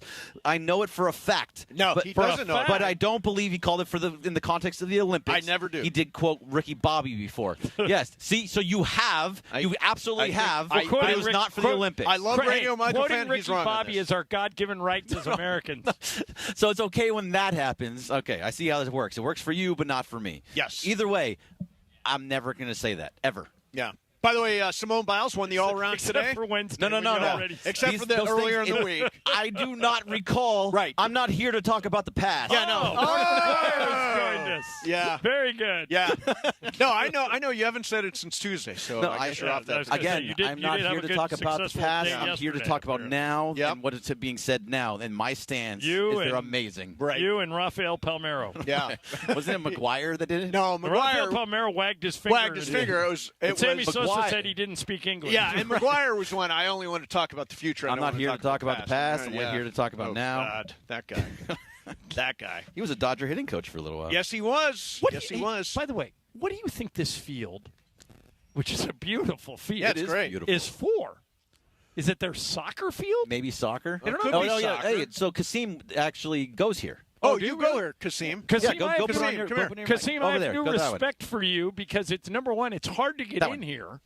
Yeah, just throw that out. All right. Yeah, you're on. All right. Okay, so is this the soccer field normally? Yeah, this is our soccer field. So Yeah. men's and women's soccer play on here. How'd you get in here? What's your GPA in high school? What does that mean? How'd you get in here? How'd you get in here? That's a terrible question. No, I couldn't have got in He's here. an excellent student. That's how he got in here. So I graduated. I graduated in 2021, and Yeah. all I have to thank is the COVID-19 pandemic. Is Online schooling. Oh, right. Raised my GPA. There you go. Yeah. Well, you took advantage. Good Yeah. for you. Yeah. What's the most valuable lesson you've learned here, Kasim? Now, what are you? What year are you here? Great question too. I'm entering my senior year. You're entering your senior year. Yeah. So, glad you came here. Fun school. Yes. Yeah. Yes. Like all the opportunity. I'm a journalism major here. Yeah. So literally, I work with the athletics department. Was on the school's And you still took an Nice. internship at ESPN LA. I know, yeah. That's a step backwards, man. Do you ever play the beach volleyball? I haven't, but yeah. So those are newly built like sand courts. Our beach volleyball team's like really good. Goes to the national tournament like almost every year. But yeah, I need to get on the field or the beach volleyball courts like soon. Like it's beautiful. I'm proud of you, man, that you got in here. This is a great school. Yeah. I could never get in here. By the way, Kasim, I think as an intern, you're fantastic. I've got you in my top 5 interns. Of all time? Right now. No. Just right now. There's only 5 of us. Correct. You're in the top 5. Okay. Exactly You're figuring this out how it works. Yeah. No, that's exactly right. I need to Kasim. be on the all-time list. You're top 5. I don't know. Honestly, you're around more than Who's the best everybody else. intern Yeah. we've ever had? Probably Carlo. Right? Oh, yeah, he was an intern at one point, yes. DeAndre was an intern. DeAndre was an intern. Parker was an intern. Yeah, we've had Graham was an intern. Yeah, you can do better than Parker and Graham. Okay, yeah. Yeah, I got you behind Reese. Reese? Yeah, behind Reese. Yeah. No, I have you ahead of Reese. I'm slept on. Yeah. I think come on now. What's going on? Now that I found out you got into LMU, I got you That ranked should number raise 1. me up a little bit. Yeah, exactly. Yeah. So the thing that Kasim does is that he's the only intern of this class that the other interns have. He comes and he sits down and he talks to me. We go over. Yeah, he's coming That's to gonna set our your career pre-show That's why I meetings. should be above Reese. What's going on? Yeah. No, So you just dropped behind he's Maxime, in our morning too. meet- he's in You're the number meeting with 3 us. behind Reese and Maxime. Oh man. Yeah. So You're he falling. wants to be on the air. He wants to. What Good. is Is that what you exactly want? do you Yeah, want to do? on air. Good. We can't yeah. do this forever. Get ready. I'm next up. What's the best thing you've seen at the Olympics? This Olympics? Yeah, this Olympics. Have you been watching? I have been watching. What is it? Ledecky? Just Yeah, smoking yeah, everyone? Ledecky. She just smokes That was everybody. insane. Yeah. Absolutely. Yeah. Who at the station has been provided the most guidance to you?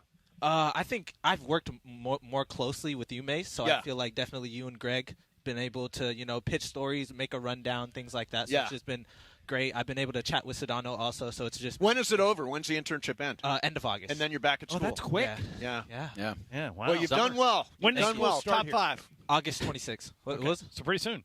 You got less than a month. I know. Yeah. Trying to Ouch. make moments last. Yeah. All right. Well, we hope we continue to see you even And after the thank you for your internship LMU end. knowledge. We needed someone. Yeah, it did. For sure. Thanks, All right. Kasim. Thank you. I bumped him up to number 2. Number 2. Who goes did you bump down? Reese, Kasim, Maxime, Danielle. There's no Danielle. Brianna. Okay, Brianna. Yeah, there is Brianna. no Danielle, but go ahead And then the run with last that. one is Girl with red hair. No, it's a guy. It's not Reese. It's Byron. Ben from La Mirada. Shane. Shane. Shane. It's a Yes. game. By the time they leave, I know their names.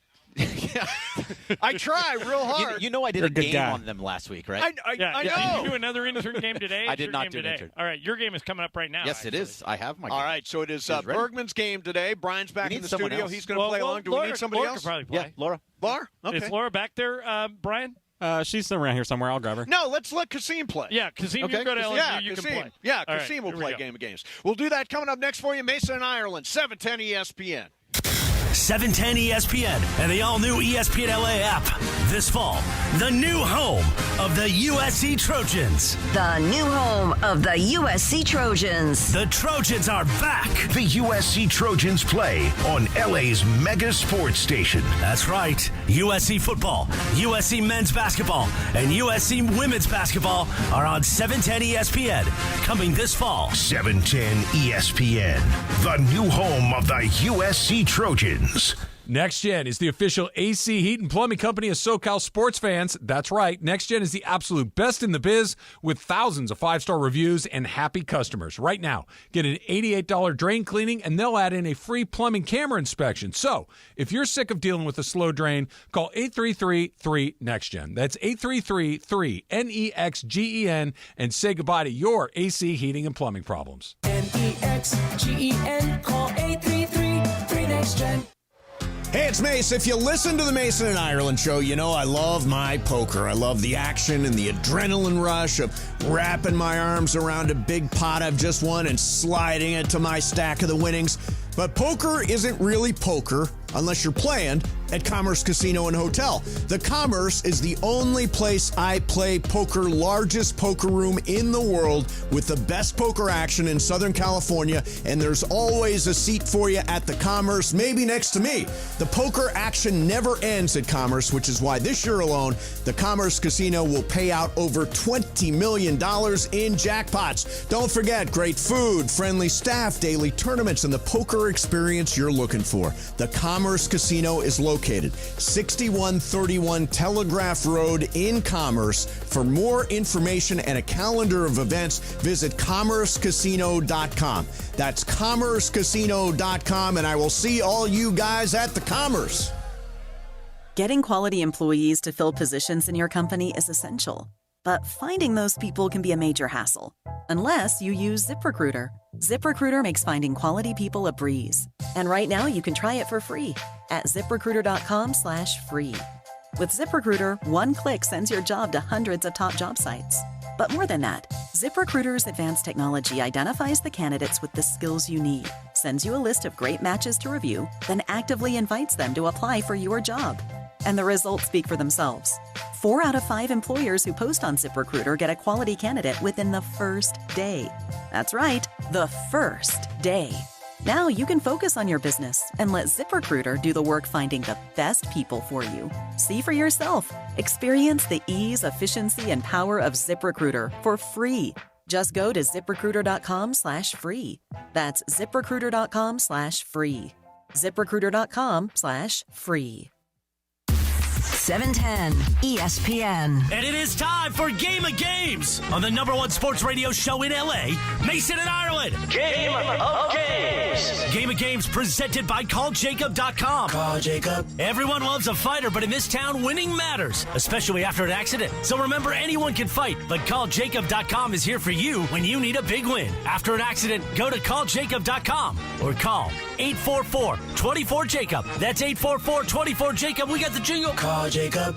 Thank you. Game of Games time. Take it away, Mace. All right, here we go. It is Game of Games time, and we are joined. We were going to have Matthew Stafford play the game, but he had to leave, so we got Kasim. He had a bit of practice. Kasim, our intern Kasim, is going to play along with us. It is Bergman's game today. Bergman, what do you got cooking? All right, so I found a list of the highest-paid NBA players that were born in each NBA city. Okay. I'll give you 2 names, and you tell me who made more from that city. Okay. Got it? Makes sense? Yep. All right, so this is all via Hoops Hype, so I just went by them. Hoops Hype it is. Number 1, Atlanta, Georgia. Dwight Howard has made the most with $245 million, but who's second? Is it A, Malcolm Brogdon, or B, Derek Favors, Mason? Malcolm Brogdon. Ireland. Derek Favors. Kasim? I'm going to go Favors. Brian? Brogdon. Derek Favors is the right answer. Derek Favors has $131 million. Malcolm Brogdon's made $111 million. Okay, so these are all close, by Got the way. it. Got it. Number 2, Boston, Massachusetts. Who has made the most from Boston, Massachusetts? Is it Bruce Brown or Dana Barros? And we'll go with Ireland first. Dana Barros. Dana Barros' career is over. Bruce Brown is still making money. I'm going to go Dana Barros. Kasim. Going Bruce Brown. We'll go Brian. Bruce Brown. And Mason. It's really weird to put Dana Barros in there. I'll go Barros. Bruce Brown is the right answer. Sure. Kasim's got the lead. Bruce Brown has made $37 million. Dana Barros made $25 million. What a weird name to pull out there. He was the second most. Oh, yeah, he was that's the second. why. Okay, got it. That's why I thought it might be Me weird. too. Me All right, so these are always right next to each other. Got it. Number 3, Charlotte, North Carolina. Who has made the most? Is it Seth Curry or Ish Smith? And we'll start with Kasim. Ish Smith has been on a lot of teams. Ish Smith. Brian. Curry. Mason. Curry. And Ireland. Got to be Ish Smith. It is Ish Smith, but not by a lot. It was $48 million to $45 million. Oh, okay. So very, close. very close. I think By the way, I'm 0 Kasim's for 3 for 3. and I'm 0 for 3, right? Yeah. I think Brian's 3 for 3 also, right? No, 2 for Brian 3. missed that one. He's Oh, only you missed got that one. one. Okay, yeah. Oh, he's only got one? No. Yeah. Come on, Brian. My bad. So, You know what he is? Second loser. Second loser. Damn. Come on. I don't know what that means. Number 4, Chicago, Illinois. Anthony Davis is the first. He's made $268 million. Who's second? Is it Derrick Rose or Dwayne Wade? And we'll start with Brian. D Wade. Let's go with Mason. D Wade. Ireland. This is very close. They are all close. Dwayne Wade got lowballed in Miami for a lot of years.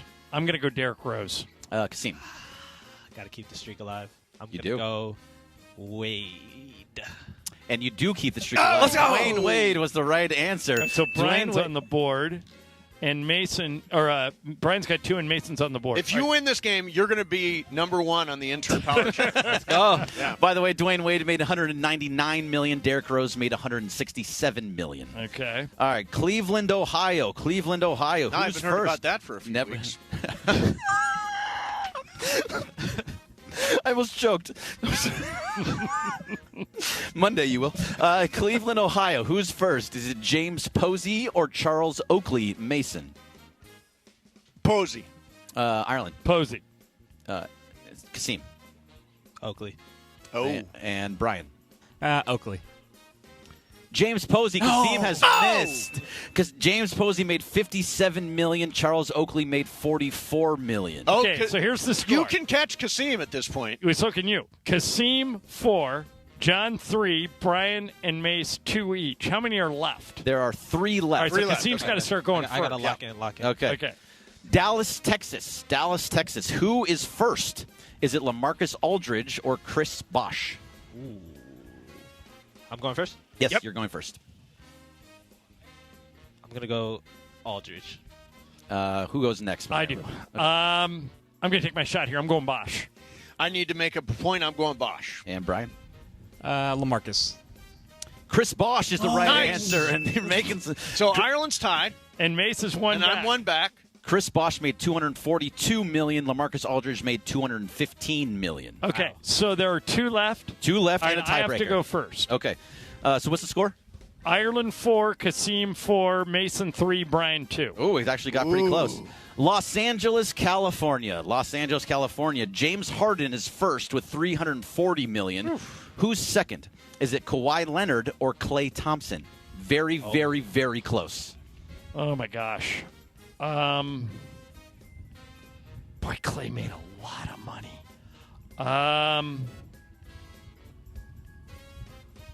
This is hard. I'm going to go Klay. Who goes next? Kasim. Take your shot or not. We go out together. Clay or Kawhi? Thompson. You're going Klay? Okay, Mace. I'm going the other way. You're going with Kawhi? Kawhi. Yeah, and Brian? Kawhi.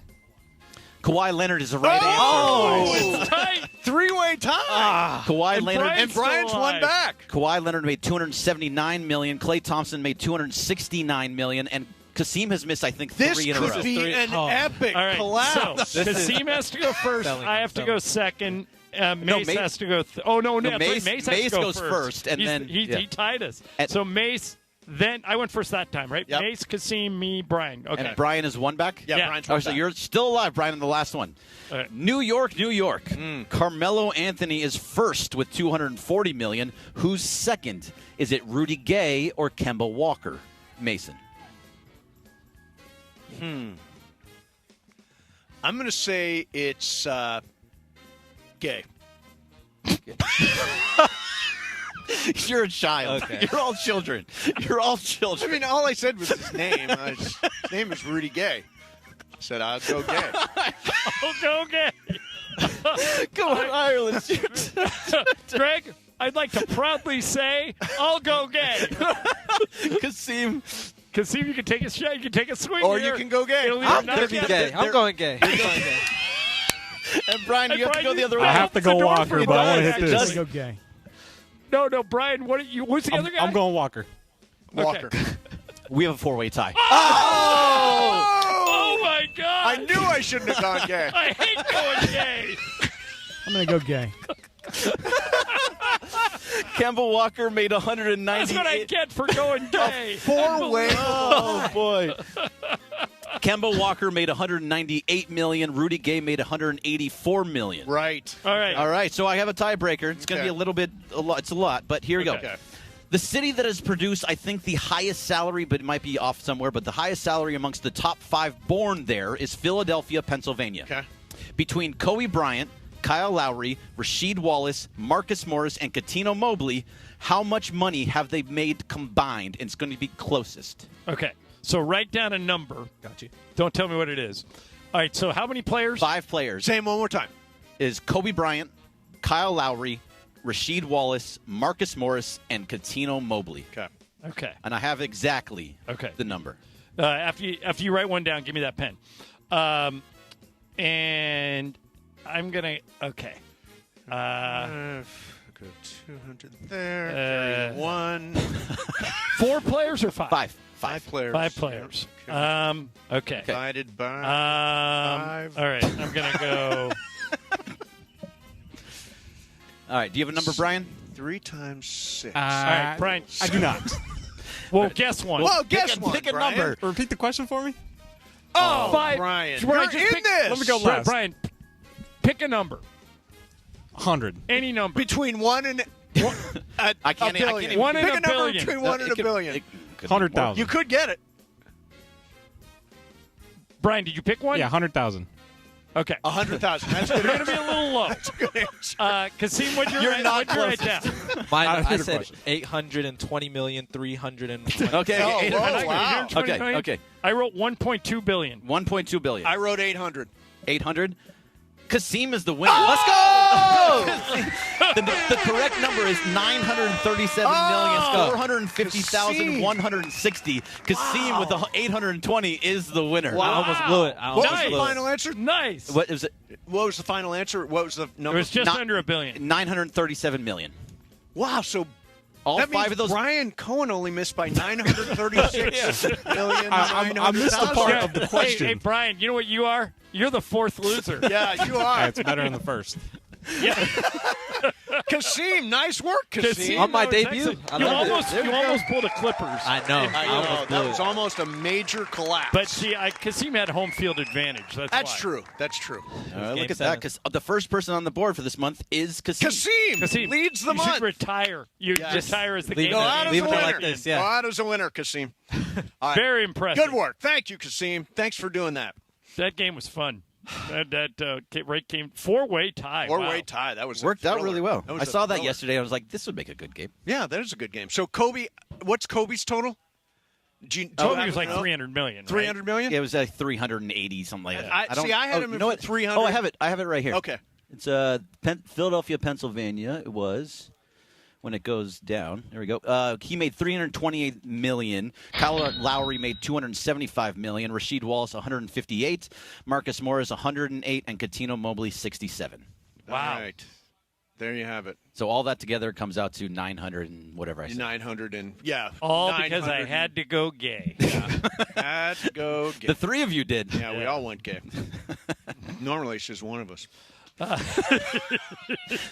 But they all think it's John because he likes. They do. They think no Broadway business John. like show business. Broadway John. That's right. Have you seen any Broadway lately, Ireland? No, I'm going to New York in a couple of weeks. I'm going to see some shows. Yeah. When's the last time I was there? What did I see? I was there a while back. I saw earlier in the year. I saw Kimberly Akimbo, which was a great musical. I saw Anne Juliet, which was a great musical, and I saw Merrily We Roll Along, which was a great Which musical. is supposed to be great. Yeah, which is great. And I get to go back. I'm excited about that. I love going to hit Broadway, even though you've got the moniker Broadway John. Yes. Yeah. Proud of it. So we are live at Rams camp. Been a good afternoon, although I never really got to hit a sled, which is disappointing because I always try to hit a sled when I'm out There's here. one over there. There's one right there. You want to there do is it? a sled? Just go run over there. Do it right now. Do it right now? No Are one's you gonna sure? say Am I allowed?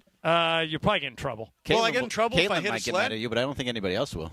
Yeah, I don't want to. I don't want to. You're Steve Mason. You could do it. Oh, There you thank you, Brian. That voice comes out of nowhere and just gives me that It's affirmation. a disembodied voice. Very nice. Brian, hit the super stager. ESPN ESPN AM 710 Los Angeles. KRDC AM 1110 Pasadena, Los Angeles. K256CX 99.1 FM Pasadena, Los Angeles. It's the greatest segment in LA sports radio history. Oh my God. When the shows come together for magic on the radio. It will only grow stronger. Super Crosstalk. Are we ready for Sedano and Cap to join Mason in Ireland? Super Crosstalk begins. Super Crosstalk, presented by Coors Light. Coors Light, made to chill. It's time for Super Crosstalk. Andy Kamenitsky's joining us. Yeah, no love boat today. Kirk Morrison will be along shortly. There's a rumor that the afternoon show, Shadano and Cap, will be full strength on Monday. On Monday, they should be. I saw a tweet from Cappy about that. So, Cam, what's going on, man? Not much. Kirk is putting on his headphones as we speak. Excellent. We've had a good day at Rams camp. We talked to Les Snead. I heard we talked that. to Matthew Stafford. Yeah. Hey, Kirk, when you came into the league, did they still have two-a-days, or were those gone by the time you got into the league? No, it was still 2 days, and I did not like it.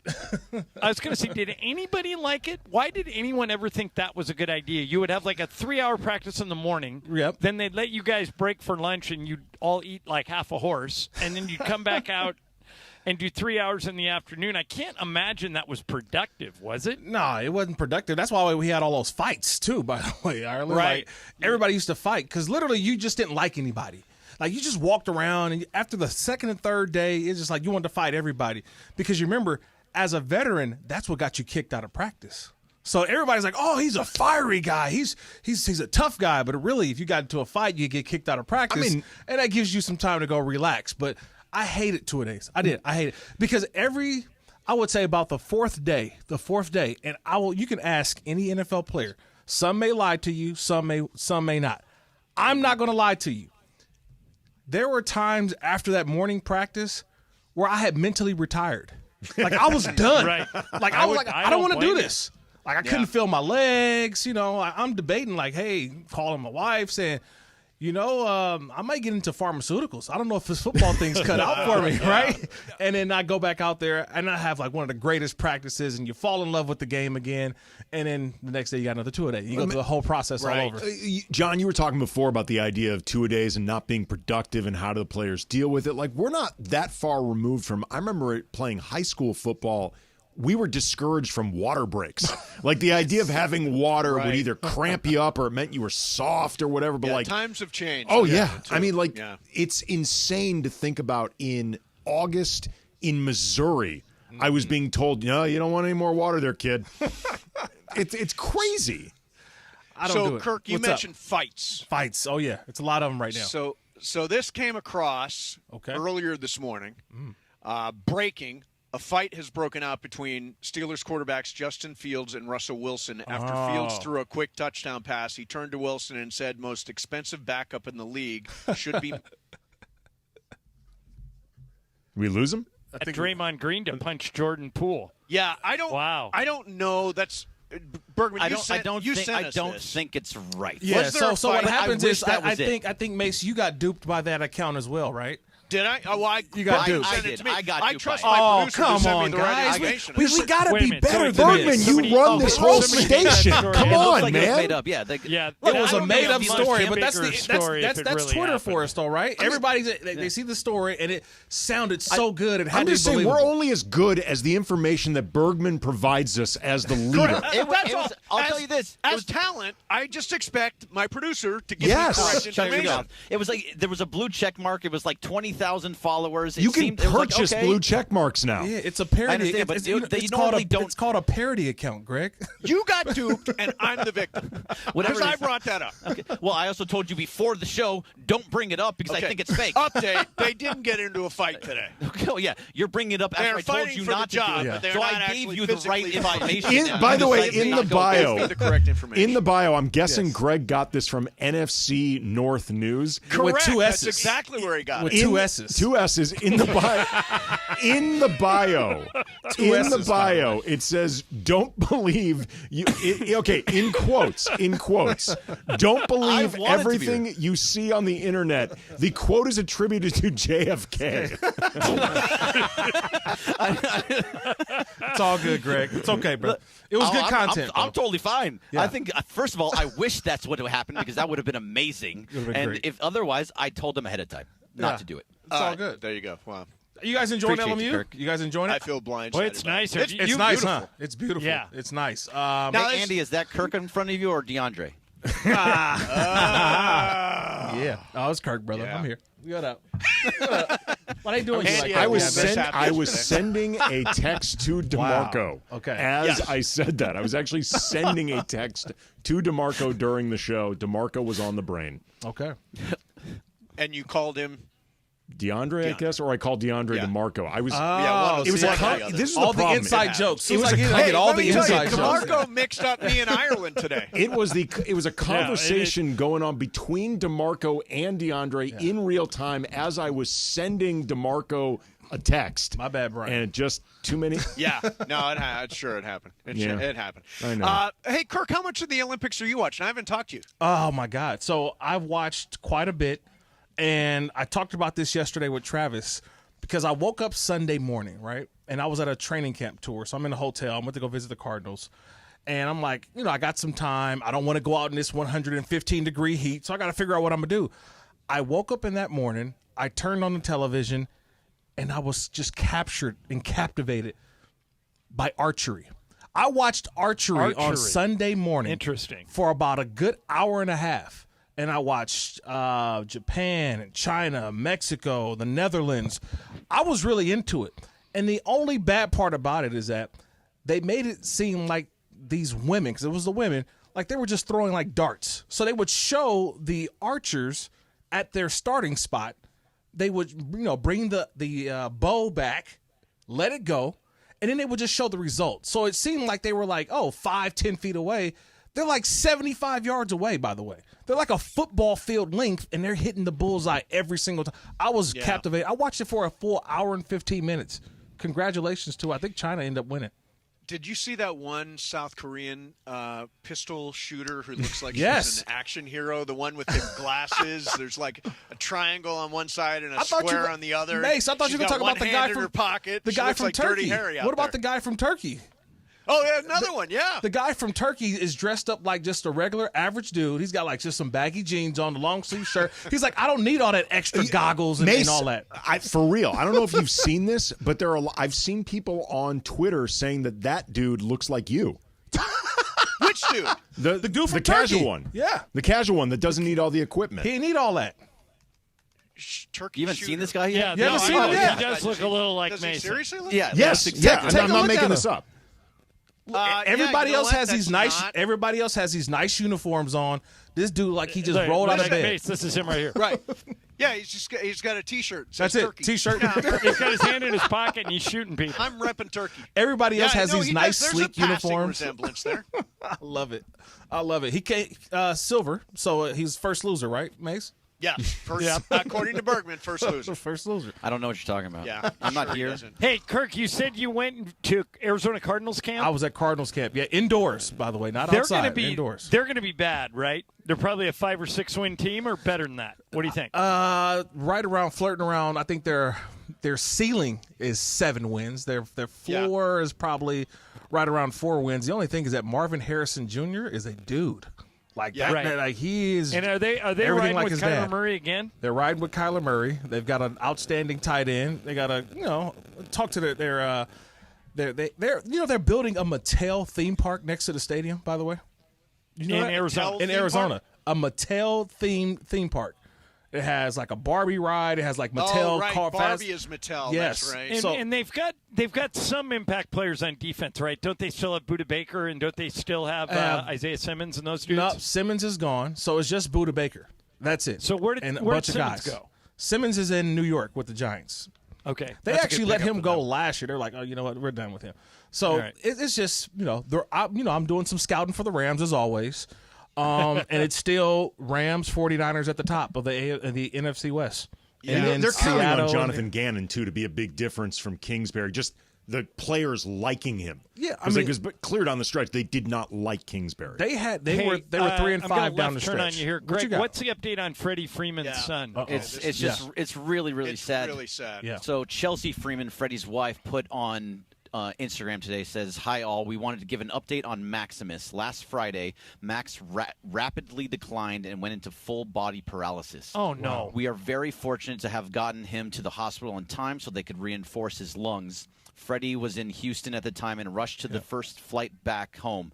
After many tests, Max is battling a severe case of Guillain-Barré system. I'm familiar with it. Syndrome? Yeah, it's brutal. A rare neurological condition that is especially rare in children. These have been the hardest and scariest days of our lives, and there's more into it. But basically, a lot of prayers for Maximus and the entire Freeman family. Yeah, and I wonder... not to make this about baseball, but I wonder. I mean, I would assume the Dodgers have told Freddie take all the time you need, and which could mean he may not be coming back at all. Yeah, he may not. It just depends on unfortunately. But wow, I'm rooting family for Max. first. It's always rooting family for Max. first. Yeah. Oh, that's horrible. God. That's also. I mean, that's just and terrible. he's very young, right? He's 3 or 4 years old. Right? He's about 3 years old. It's just that is so terrifying as a parent. Like the idea of something going on with your child that you truly cannot control, and you don't feel like you even understand. Like I'm sure they're learning about this in real time. And it's in incredibly that age, too, serious. Andy, and I believe they were all together. You can't rely on in this case Max to tell you what he's feeling because he's so little. You know, and so hopefully they've got great doctors. All over the city. So hopefully they found one. But I thought they were all together for the All-Star break. So after he gets done with the All-Star game, they're all together. Then he leaves to go to Houston to go play a game, and it's like, oh wait, you got to come all the way back home. So you think the emotions of how that week went for him. Now it's like baseball; it doesn't even matter anymore. Right. So we'll and hopefully we'll get some good news on him soon. But I do believe in prayer, though. Yeah. I believe in prayer, so everybody say one for Max, and hopefully he and the family recover from this. All right, on a lighter note, anything's lighter. Yeah, well, but I'm glad we brought that up. Yeah, because we wanted it's important. A lot of people have been wondering what the status of Freddie Freeman is, and now the status of Freddie Freeman is undetermined moving forward for however long he needs. First game of the year tonight, Kirk, Hall of Fame game. Can't wait. Nobody's going to play. Right, Mace. I was surprised when I threw out my idea at Les Snead of eliminating the preseason. He seemed to not only accept it, but relish it a little bit. Right. I mean, Kirk, would you have a problem if they just eliminated the preseason, especially if they go to 18 games? Yeah, that's the conversation. They want to get rid of at least one preseason game, so make it an 18-2 situation. 18 regular season games, 2 preseason games. What I'm arguing, Kirk, is why do you even need the 2? Because of the revenue. The owners want 20 games, and they don't care how they get it. It's going to be either 2-18, 19-1. You know what I mean? Okay, it's revenue. It's revenue. Simple as that. It's divided into 20 games. Remember, it used to be 16-4. We had the 4 preseasons, 16 regular season. As Mason said many times, now it's 17-3. He's a season ticket holder, and Mason pays the same for his tickets in the preseason that he does for the regular season. And this year, only one preseason game. Yep. Only get screwed once. That's it. That's true. Because they're playing against the Chargers, so it's like it's technically a away game. I tried to give the tickets to Brian Cohen. He's like, I don't know. It's like, I'm not giving you the tickets. I'm not giving you the tickets. He wants to go see the Chargers. He's a Charger fan. Yeah. So go buy tickets. Brian, I'm going to get you in, and you're not going to have to pay. Yeah. So Kirk, I got to ask you. Yeah, go ahead, bud. I have said that the Rams are going to win 11 games. I said it to Les Snead. I said I'm going to enjoy all 11 wins. Said it to Matthew Stafford, 11 wins. Do you think that 11 wins is possible? Possible, but in the division, in the conference that they're in, it's going to be tough. It's going to be tough, man. Aren't they in the easier of the two conferences? I'd rather be in the NFC than the AFC. I would say possibly yes, but look at their schedule this year, though. You know, they play against Patrick Mahomes, right? They're playing against some teams now that, it's going to be difficult. Last year they got the 10 wins. I still don't know how they got the 10 last year, Phil. I don't even know. How did they get the 10 last year? From 3 and 6 to 10 wins, I just thought was out of – I never expected that. But it's all about health. They got to stay healthy. Matthew Stafford has to be healthy.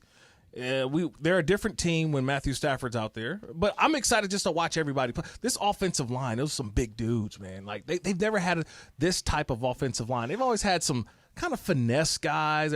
These dudes, I keep saying it, I'm scared when I see them get off the bus if I'm the other team. That's the thing. This is different than what we've seen from the Rams. We were talking to Snead about this earlier, is that it used to be an offensive line that would stretch the field laterally, and now it is just a big beast offensive line, and they're going to run the ball right at it, right? It's always like this. Every time the Rams played against the 49ers, it was what? It was like the Rams would get dominated up front.